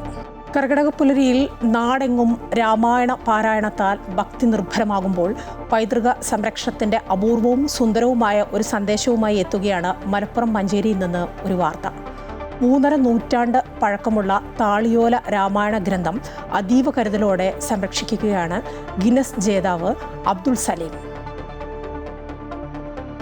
വിരൽത്തുമ്പിൽ ലോകം മാറുന്ന ഈ ഡിജിറ്റൽ കാലത്ത് നൂറ്റാണ്ടുകളുടെ പഴമയും സംസ്കാരവും അക്ഷരക്കൂട്ടങ്ങളാക്കി സൂക്ഷിച്ചിരിക്കുകയാണ് മഞ്ചേരി മുളമ്പാറ സ്വദേശിയായ അബ്ദുൾ സലീം. സ്കൗട്ട് മാസ്റ്ററും ഗിന്നസ് റെക്കോർഡ് ജേതാവുമായ സലീമിന്റെ കയ്യിലുള്ളത് 350-ലേറെ വർഷങ്ങൾ പഴക്കമുള്ള തുഞ്ചത്തെ എഴുത്തച്ഛന്റെ അധ്യാത്മരാമായണം കിളിപ്പാട്ടിന്റെ അപൂർവ താളിയോല ഗ്രന്ഥമാണ്. ടെക്നോളജിയുടെ കടന്നുവരവോടെ പൂർവികർ അറിവുകൾ കൈമാറിയ വഴികളെക്കുറിച്ച് ഇന്നത്തെ തലമുറയ്ക്ക് വലിയ ധാരണയില്ല. ചരിത്രവും സംസ്കാരവും സമന്വയിക്കുന്ന ഇത്തരം അപൂർവ നിധികളെ വരും തലമുറയ്ക്കായി കാത്തു സൂക്ഷിക്കുകയാണ് ലക്ഷ്യമെന്ന് സലീം പറയുന്നു. പല വസ്തുക്കളും ശേഖരണ വസ്തുക്കളും കാണുമ്പോൾ ആകർഷിക്കുമ്പോൾ അതെല്ലാം നമ്മൾ അത് വാങ്ങാറുണ്ട്. അങ്ങനെ ഇരിക്കുന്ന സമയത്താണ് തൃശ്ശൂരിലുള്ള ഒരു PNG എന്ന് പറയുന്ന ഒരാളെ പരിചയപ്പെടുന്നതും അദ്ദേഹത്തിലൂടെ എനിക്ക് ഈ അമൂല്യ ഗ്രന്ഥം എൻ്റെ കയ്യിൽ വരുന്നതും ഈ രാമായണം കിളിപ്പാട്ട് രാമായണം കയ്യിൽ വരുന്നതും അദ്ദേഹത്തിലൂടെയാണ്. മലയാള മനസ്സിനെ ഭക്തിസാന്ദ്രമാക്കിയ രാമായണം കിളിപ്പാട്ടിന്റെ താളിയോല രൂപം സംരക്ഷിക്കുന്നതിലൂടെ നാടിന്റെ പൈതൃകം കൂടിയാണ് സലീം സംരക്ഷിക്കുന്നത്. Amrita news, Malappuram.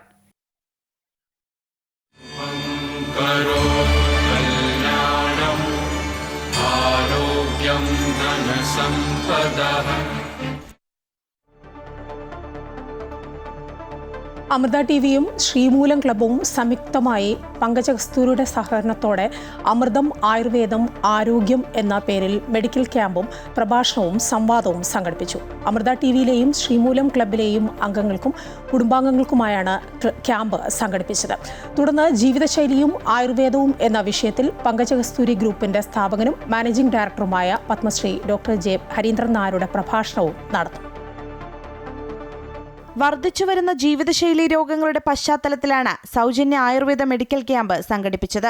Sreemoolam club president TC Padmakumar, vice president Vinod, club അംഗങ്ങൾ, Amrita television business head Sivakumar R, Pankaja കസ്തൂരിയിലെ ഡോക്ടർമാരായ കസ്തൂരി, ലക്ഷ്മി, വീണ എന്നിവർ ഭദ്രദീപം കൊളുത്തി ക്യാമ്പിന് തുടക്കം കുറിച്ചു.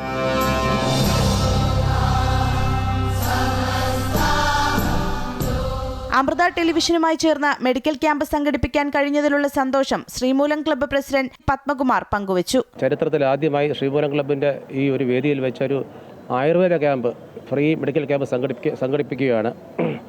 അപ്പോൾ അതിനായി വളരെയധികം പ്രയത്നിച്ച അമൃത ടിവിക്കും അതിനുവേണ്ടി എല്ലാ സഹായ സഹകരണങ്ങളും ചെയ്തു തന്ന പങ്കജ കസ്തൂരിക്കും ശ്രീമൂലം ക്ലബിൻ്റെ പേരിൽ ഞങ്ങൾ എല്ലാ പൂർണ്ണ കടപ്പാടും നന്ദിയും രേഖപ്പെടുത്തുന്നു. പങ്കജ കസ്തൂരിയിലെ വിദഗ്ധ ഡോക്ടർമാരുടെ നേതൃത്വത്തിൽ ആരോഗ്യ പരിശോധനയും ആവശ്യമായ നിർദ്ദേശങ്ങളും പങ്കുവച്ചു. സൗജന്യമായി മരുന്നും വിതരണം ചെയ്തു. നിരവധി പേർ ക്യാമ്പിൽ പങ്കെടുത്തു. മെഡിക്കൽ ക്യാമ്പിന് ശേഷം എന്റെ ആരോഗ്യം എന്റെ ഉത്തരവാദിത്തം എന്ന വിഷയത്തിൽ സംവാദ പരിപാടിയും സംഘടിപ്പിച്ചു. പങ്കജ കസ്തൂരി ഗ്രൂപ്പ് സ്ഥാപകനും മാനേജിംഗ് ഡയറക്ടറുമായ Padmashri doctor J Harindran Nair, Sreemoolam club secretary Manu T G Nair, joint secretary Girish, club അംഗങ്ങൾ, Amrita T V business head Sivakumar R, executive producer T N Krishnachandran, senior executive editor M Krishnakumar എന്നിവർ ഭദ്രദീപം കൊളുത്തി പ്രഭാഷണ സംവാദ പരിപാടികൾക്ക് തുടക്കം കുറിച്ചു. ജീവിതശൈലിയും ആയുർവേദവും എന്ന വിഷയത്തിൽ ഡോക്ടർ ജെ ഹരീന്ദ്രൻ നായർ മുഖ്യപ്രഭാഷണം നടത്തി. വേദിയിൽ നിന്നുയർന്ന സംശയങ്ങൾക്കും അദ്ദേഹം മറുപടി നൽകി. ഓഫ്കോഴ്സ് നമുക്ക് എല്ലാവർക്കും അറിയാം, നമ്മളിപ്പം വളരെയധികം ബോധേഡാണ്, നമ്മളെല്ലാം അവെയറാണ്.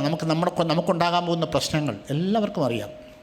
ഇങ്ങനെയൊക്കെ ആണെങ്കിലും എത്ര പേർ ശ്രദ്ധിക്കുന്നു എന്നാണ്. ഞാനൊക്കെ പഠിച്ചിരുന്ന കാലത്തൊക്കെ ജീവിതശൈലി രോഗങ്ങളെന്ന് പറയാറില്ല. അന്ന് വിരലിലുണ്ടാകുന്ന 7-8 രോഗങ്ങളായിരുന്നു, വിരലിലുണ്ടാകുന്ന രോഗങ്ങളായിരുന്നു ജീവിതശൈലി രോഗങ്ങൾ. പക്ഷേ ഇന്നിപ്പോൾ അങ്ങനെയല്ല. ഇന്ന് A to Z നോക്കിയാൽ ഓരോ അക്ഷരത്തിനും 3-4 രോഗങ്ങൾ ജീവിതശൈലി രോഗങ്ങളെന്ന് പറയാൻ പറ്റും. Sreemoolam club secretary Manu T G Nair, Amrita television business head Sivakumar R തുടങ്ങിയവർ ചടങ്ങിന് ആശംസകൾ നേർന്നു. അത് എല്ലാ തരത്തിലുള്ള ട്രീറ്റ്മെൻറ്റ്സ് ഞങ്ങൾ ഹോമിയോയിലും അലോപ്പതിയിലും കഴിഞ്ഞ കുറേ നടത്തി. പക്ഷേ ആയുർവേദം എന്നുള്ള സാധനം കിട്ടിയതിൽ വളരെയേറെ സന്തോഷം. അപ്പോൾ എൻ്റെ 2 കുടുംബങ്ങളുടെ ആരോഗ്യ സംരക്ഷണത്തിനായിട്ട് ഒരു സ്പോൺഷിപ്പോ അല്ലെങ്കിൽ ₹1 പോലും ഒരു ബെനിഫിറ്റ് ഇല്ലാതെ ഡോക്ടർമാരെ വിട്ടു തന്ന്, അതുപോലെ തന്നെ ഏറ്റവും നല്ല പോലെ ഈ പറഞ്ഞ മരുന്നുകൾ കൊടുത്ത് ഫ്രീ ആയിട്ട് കൊടുത്ത് ഈ ക്യാമ്പ് നടത്തി എന്നുള്ളതാണ്.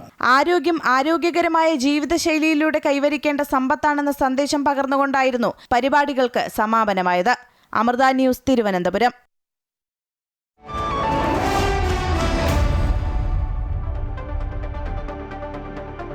ഇനി ധനകാര്യ ഓഹരി വിദഗ്ധൻ കെ ദിലീപ് വിപണി വിലയിരുത്തുന്നു. ദിലീപ് പറയുന്നത് കേൾക്കാം. ഇന്ന് നേട്ടത്തിൽ വ്യാപാരം തുടങ്ങാമെങ്കിലും വളരെ ഉയർന്ന തോതിലുള്ള കയറ്റിറക്കങ്ങൾ പ്രതീക്ഷിക്കുന്നുണ്ട്. പശ്ചിമേഷ്യയിലെ സംഘർഷാവസ്ഥയ്ക്ക് വരാത്തതും ക്രൂഡ് ഓയിലിൻ്റെ വില ബാരലിന് $100 എത്തിയതുമെല്ലാം വിപണിയെ വല്ലാതെ വിൽപ്പനയിലേക്ക് നയിക്കുന്നുണ്ട്. ആഗോള സാഹചര്യങ്ങളും അത്ര തൃപ്തികരമല്ല. ആഗോള വിപണികളിലും കഴിഞ്ഞ ആഴ്ച വിൽപ്പനയായിരുന്നു. അതിൻ്റെ എല്ലാം പ്രതിഫലനമായിരുന്നു നമ്മുടെ വിപണിയിൽ. തുടർച്ചയായി എല്ലാ ദിവസവും വിപണിയിൽ കഴിഞ്ഞ ദിവസങ്ങളിലെല്ലാം വിൽപ്പനയായിരുന്നു. വിദേശ നിക്ഷേപ സ്ഥാപനങ്ങളും എല്ലാ ദിവസവും വിപണിയിൽ വിൽപ്പനയിലായതും വീഴ്ചയുടെ ആക്കം കൂട്ടി. എന്തായാലും വരും ദിവസങ്ങളിലും വലിയ തോതിലുള്ള കയറ്റിറക്കങ്ങൾ തുടരാൻ തന്നെയാണ് സാധ്യത.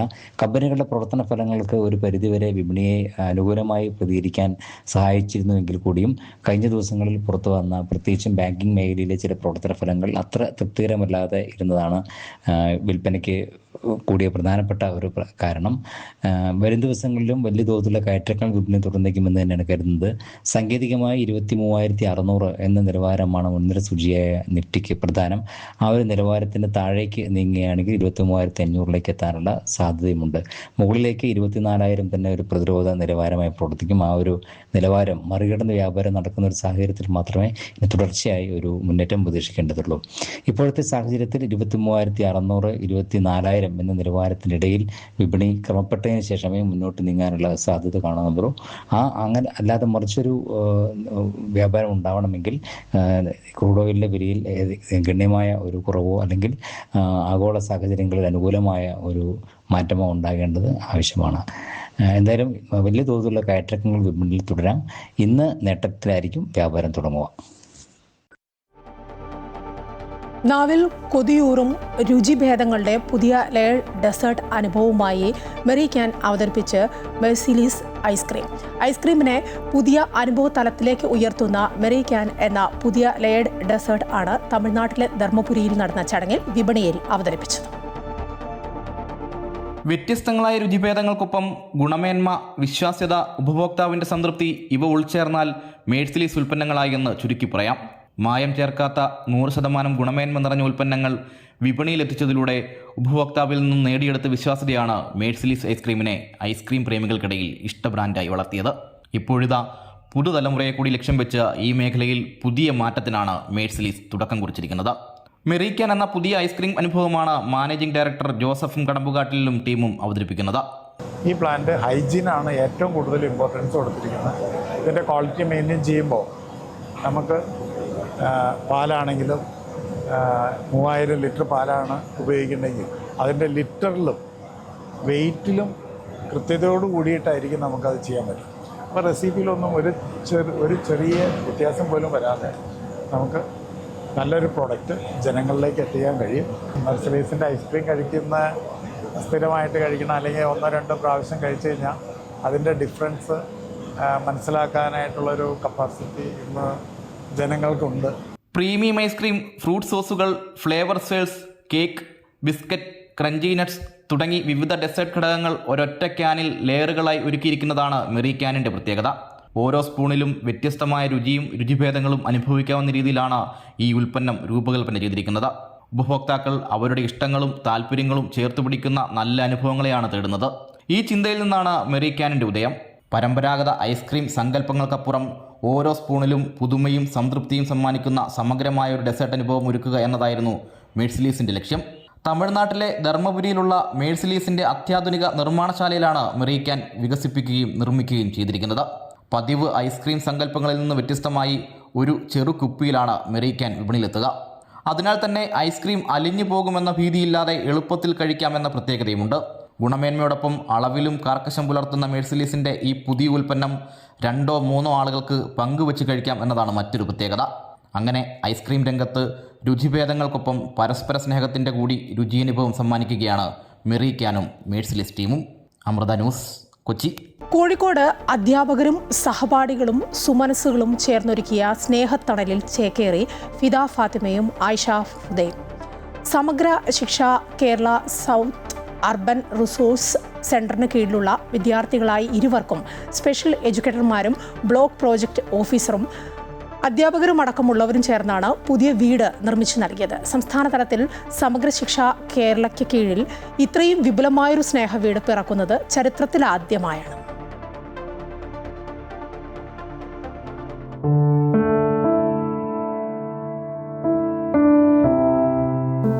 വർഷത്തിലേറെയായി ഫിറോസും നസീറയും 2 പെൺമക്കളെയും നെഞ്ചിലേറ്റി വാടക വീടുകൾ തോറും മാറി മാറി സഞ്ചരിക്കാൻ തുടങ്ങിയിട്ട്. വിധി മസ്കുലർ ഡിസ്ട്രോഫി ബാധിതരായ പെൺകുട്ടികളുടെ ജീവിതത്തിനുമേൽ കരിനിഴൽ വീഴ്ത്തിയപ്പോൾ അവരുടെ പരിചരണം മാത്രമായിരുന്നു മാതാപിതാക്കളായ ഫിറോസിനും നസീറയ്ക്കും മുന്നിലുണ്ടായിരുന്നത്. ഇതിനിടെ സ്വന്തം വീടെന്നത് ഒരു സ്വപ്നമായി അവശേഷിച്ചു. 15ഉം 17ഉം പ്രായമുള്ള ഫിദ ഫാത്തിമയുടെയും അനിയത്തി ആയിഷ ഹുദയുടെയും സ്വപ്നം തിരിച്ചറിഞ്ഞ അധ്യാപകരും സുമനസ്സുകളും കൈകോർത്തതോടെ കമ്പിളിപ്പറമ്പിൽ അവരുടെ സ്വപ്നഭവനം യാഥാർത്ഥ്യമായി. സന്തോഷമായി. ആതിര ടീച്ചർ, ശ്രീകല ടീച്ചറൊക്കെയാണ് ഇതിൻ്റെ മെയിനാണ്. പ്രവീൺ മാഷൊക്കെ സന്തോഷമായി. വലിയ പഠിച്ചെടുപ്പക്കു എല്ലാവർക്കും പൂതിയാണ് നമ്മൾ വലിയ ഇതിൽ എത്തണമെന്ന്. അതിപ്പക്കും ഉമ്മക്ക് കാണിച്ചു കൊടുക്കണം. അധ്യാപകരും സ്പെഷ്യൽ എഡ്യൂക്കേറ്റർമാരും സമാഹരിച്ച തുക ഉപയോഗിച്ചായിരുന്നു ഒളവണ്ണ പഞ്ചായത്തിലെ കമ്പിളിപ്പറമ്പ് കയറ്റിയിൽ 4 സെന്റ് സ്ഥലം വാങ്ങിയത്.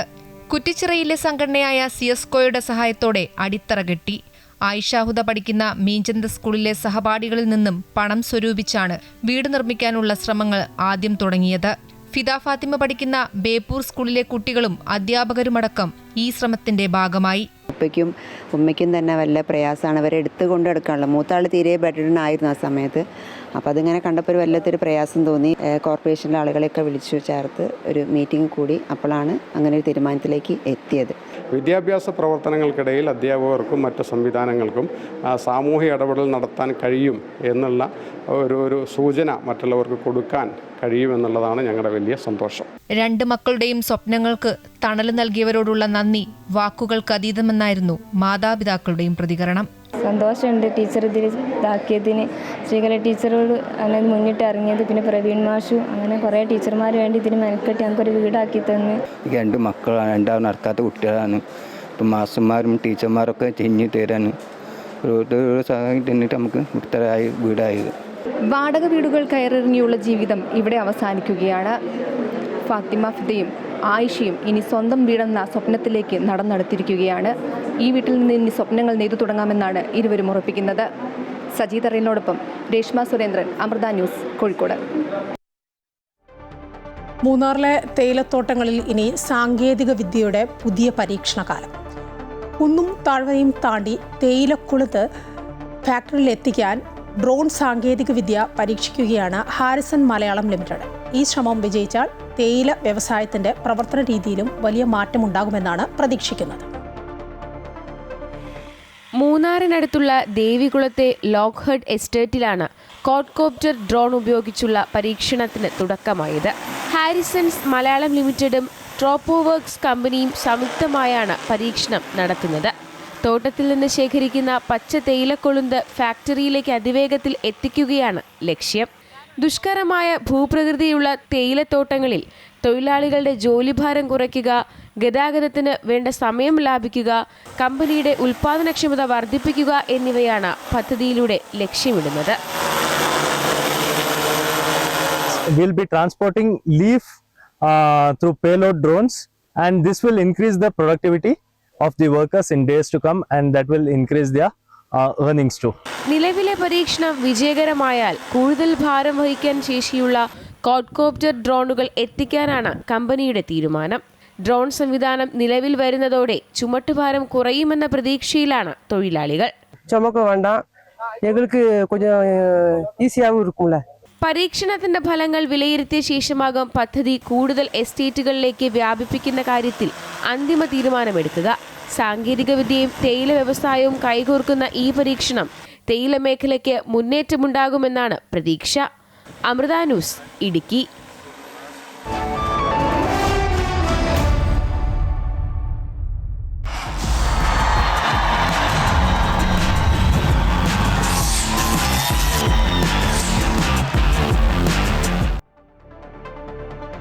ഗ്ലാസ്ഗോ കോമൺവെൽത്ത് ഗെയിംസിൽ ഇന്ത്യക്ക് 4ാം മെഡൽ. പുരുഷന്മാരുടെ 65 കിലോഗ്രാം ഭാരോദ്വഹനത്തിൽ രാജ മുത്തുപ്പാണ്ടി വെള്ളി മെഡൽ സ്വന്തമാക്കി. 286 കിലോയാണ് രാജ മുത്തുപ്പാണ്ടി ഉയർത്തിയത്. ഭാരോദ്വഹനത്തിൽ ഇന്ത്യ നേടുന്ന 3ാമത്തെ മെഡലാണ് ഇത്. നേരത്തെ ഭാരോദ്വഹനത്തിൽ ഇന്ത്യക്കായി മീരാബായ് ചാനു സ്വർണവും പുരുഷന്മാരുടെ വിഭാഗത്തിൽ ചാനമ്പം ഋഷികാന്ത സിംഗ് വെള്ളിയും നേടിയിരുന്നു. കോമൺവെൽത്ത് ഗെയിംസിലെ ഗ്ലാമർ ഇനമായ അത്ലറ്റിക്സിന് ഇന്ന് തുടക്കമാവും. 43 ഇനങ്ങളിലാണ് മത്സരം.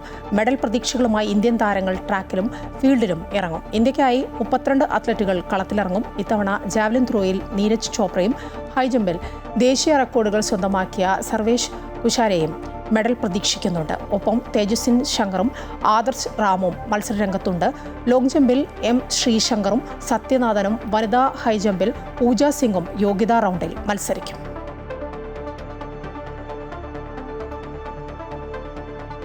അമൃത TV ബാഡ്മിന്റൺ ടൂർണമെന്റിലെ ചാമ്പ്യന്മാരുടെ പോരാട്ടത്തിൽ ജേതാക്കളായി അരുൺ MS-ഉം R രാധികയും. തിരുവനന്തപുരം ശ്രീമൂലം ക്ലബ്ബിൽ വെച്ചായിരുന്നു മത്സരങ്ങൾ. തിരുവനന്തപുരം, കൊച്ചി റീജിയനുകളിലെ ചാമ്പ്യന്മാരാണ് ഏറ്റുമുട്ടിയത്. ജീവനക്കാരുടെ മാനസിക സമ്മർദ്ദം കുറയ്ക്കുന്നതിന്റെ ഭാഗമായാണ് അമൃത ടെലിവിഷൻ ജീവനക്കാർക്കായി ബാഡ്മിന്റൺ ടൂർണമെന്റ് സംഘടിപ്പിച്ചത്. കൊച്ചി, തിരുവനന്തപുരം എന്നീ 2 റീജിയണിന് കീഴിലായിരുന്നു മത്സരങ്ങൾ. ഇരു റീജിയനുകളിലെയും വിജയികളാണ് തിരുവനന്തപുരം ശ്രീമൂലം ക്ലബ്ബിൽ ഏറ്റുമുട്ടിയത്. ശ്രീമൂലം ക്ലബ്ബ് ഷട്ടിൽ കോർട്ട് മുൻ convener Rajesh, Sreemoolam club joint secretary Girish തുടങ്ങിയവർ മുഖ്യാതിഥികളായി. നിങ്ങളുടെ ഇങ്ങനെയൊക്കെയുള്ള ഇനിഷ്യേറ്റീവ്സ് എപ്പോഴും അപ്രീഷിയേറ്റ് ചെയ്യേണ്ടതാണ്. എല്ലാവർക്കും അതിൻ്റെ ട്രൂ സ്പിരിറ്റിൽ കളി നടക്കണം. എന്താണ് ബെസ്റ്റ് വിഷസ്. നമുക്ക് ഈ പരിപാടി ഇത്രയും വിജയകരമായി നടത്താൻ കഴിഞ്ഞ വർഷത്തെ പോലെ ഇപ്രാവശ്യം നടന്നത് വളരെ സന്തോഷം. ജീവനക്കാരുടെ മാനസികാരോഗ്യം ലക്ഷ്യം വെച്ച് നടത്തുന്ന പരിപാടികളിൽ ഒന്നാണ് ബാഡ്മിന്റൺ ടൂർണമെന്റ് എന്ന് Amrita TV business head R Sivakumar പറഞ്ഞു. അപ്പോൾ 9 മണി മുതലേ ഇവിടെ സാണ് നമ്മൾ കേൾക്കുന്നത് വലിയ വേൾഡ് കപ്പുകളിലും അല്ലെങ്കിൽ പാകിസ്ഥാൻ ഇന്ത്യ മാച്ച് അല്ലെങ്കിൽ ഇപ്പോൾ നടന്ന ഫുട്ബോൾ മാച്ച് ഇതിനൊക്കെയാണ് തലേദിവസമേ ആൾക്കാർ പോയി, അല്ലെങ്കിൽ വിജയുടെ സിനിമകൾ വരുമ്പോൾ രജനീകാന്ത് സിനിമകളാണ് തലേദിവസം ആൾക്കാർ പോയി വെയിറ്റ് ചെയ്ത് കാണും. ഇന്ന് കൊച്ചിയിലെയും തിരുവനന്തപുരത്തെയും അമൃത TVയുടെ കളി കാണാൻ ന്യൂസിലൻഡ് ഉള്ള പല പ്രതിനിധികളും അവരുടെ സ്വന്തം ജോലി വേറൊരു സമയത്തേക്ക് മാറ്റി വെച്ചുകൊണ്ട്, കുടുംബകാര്യങ്ങൾ വേറൊരു സമയത്തേക്ക് മാറ്റി വെച്ചുകൊണ്ട് സ്വന്തം മക്കളെ കൂട്ടിക്കൊണ്ട് ഈ പറഞ്ഞ നിങ്ങൾക്ക് പ്രോത്സാഹനം തരാനായിട്ട് വന്നിട്ടുള്ളതാണ്. പ്രത്യേക അഭിനന്ദനങ്ങളും സ്വാഗതവും അർപ്പിക്കുന്നു അങ്ങനെയുള്ള അമൃതത്തിൽ കുടുംബാംഗങ്ങൾക്ക്. ചാമ്പ്യന്മാരുടെ 5 മത്സരങ്ങളിലും തിരുവനന്തപുരം റീജിയൻ വിജയം സ്വന്തമാക്കി. വനിതാ വിഭാഗം സിംഗിൾസിൽ ഹേമപ്രിയയെ പരാജയപ്പെടുത്തി രാധികയും പുരുഷ വിഭാഗം സിംഗിൾസിൽ രൂപേഷിനെ പരാജയപ്പെടുത്തി അരുൺ എം.എസും ചാമ്പ്യന്മാരായി. പുരുഷ വിഭാഗം ഡബിൾസ് മത്സരത്തിൽ രൂപേഷ് ശാലു സഖ്യത്തെ പരാജയപ്പെടുത്തി അരുൺ എം.എസ് പ്രദീപ് സഖ്യവും, മിക്സഡ് വിഭാഗം മത്സരത്തിൽ രൂപേഷ് ഹേമപ്രിയ സഖ്യത്തെ പരാജയപ്പെടുത്തി അരുൺ എം.എസ് ഐശ്വര്യ ആർ.എസ് സഖ്യം ചാമ്പ്യന്മാരായി. ഫിസിക്കൽ ആൻഡ് മെൻ്റൽ ഒരു ഹെൽത്തിന് വേണ്ടിയിട്ടാണ് ഉദ്ദേശിക്കുന്നത്. കൂടാതെ നമ്മളുടെ പല റീജിയണിലുള്ള സ്റ്റാഫും ഇതിൽ പാർട്ടിസിപ്പേറ്റ് ചെയ്യുന്നുണ്ട്. അപ്പോൾ അവരുമായിട്ടുള്ള ഒരു ഗെറ്റ് ടുഗദറും രണ്ടും ഉദ്ദേശിച്ചുകൊണ്ടിട്ടുള്ളതാണ് ഈ ഒരു പരിപാടി. കോർട്ടിലെ പോരാട്ട വീര്യത്തിനപ്പുറം സഹപ്രവർത്തകർക്കിടയിലെ സൗഹൃദവും കൂട്ടായ്മയും കൂടുതൽ ദൃഢമാക്കിയ മത്സരങ്ങൾക്കാണ് ശ്രീമൂലം ക്ലബ്ബ് സാക്ഷ്യം വഹിച്ചത്. Amrita news, Thiruvananthapuram. Good morning Keralam പൂർണ്ണമാവുകയാണ്. കൂടുതൽ വാർത്തകളുണ്ട്. വാർത്തകളൊക്കെ കാണാം. ഞങ്ങളുടെ യൂട്യൂബ് ചാനൽ സന്ദർശിക്കുക. നമസ്കാരം.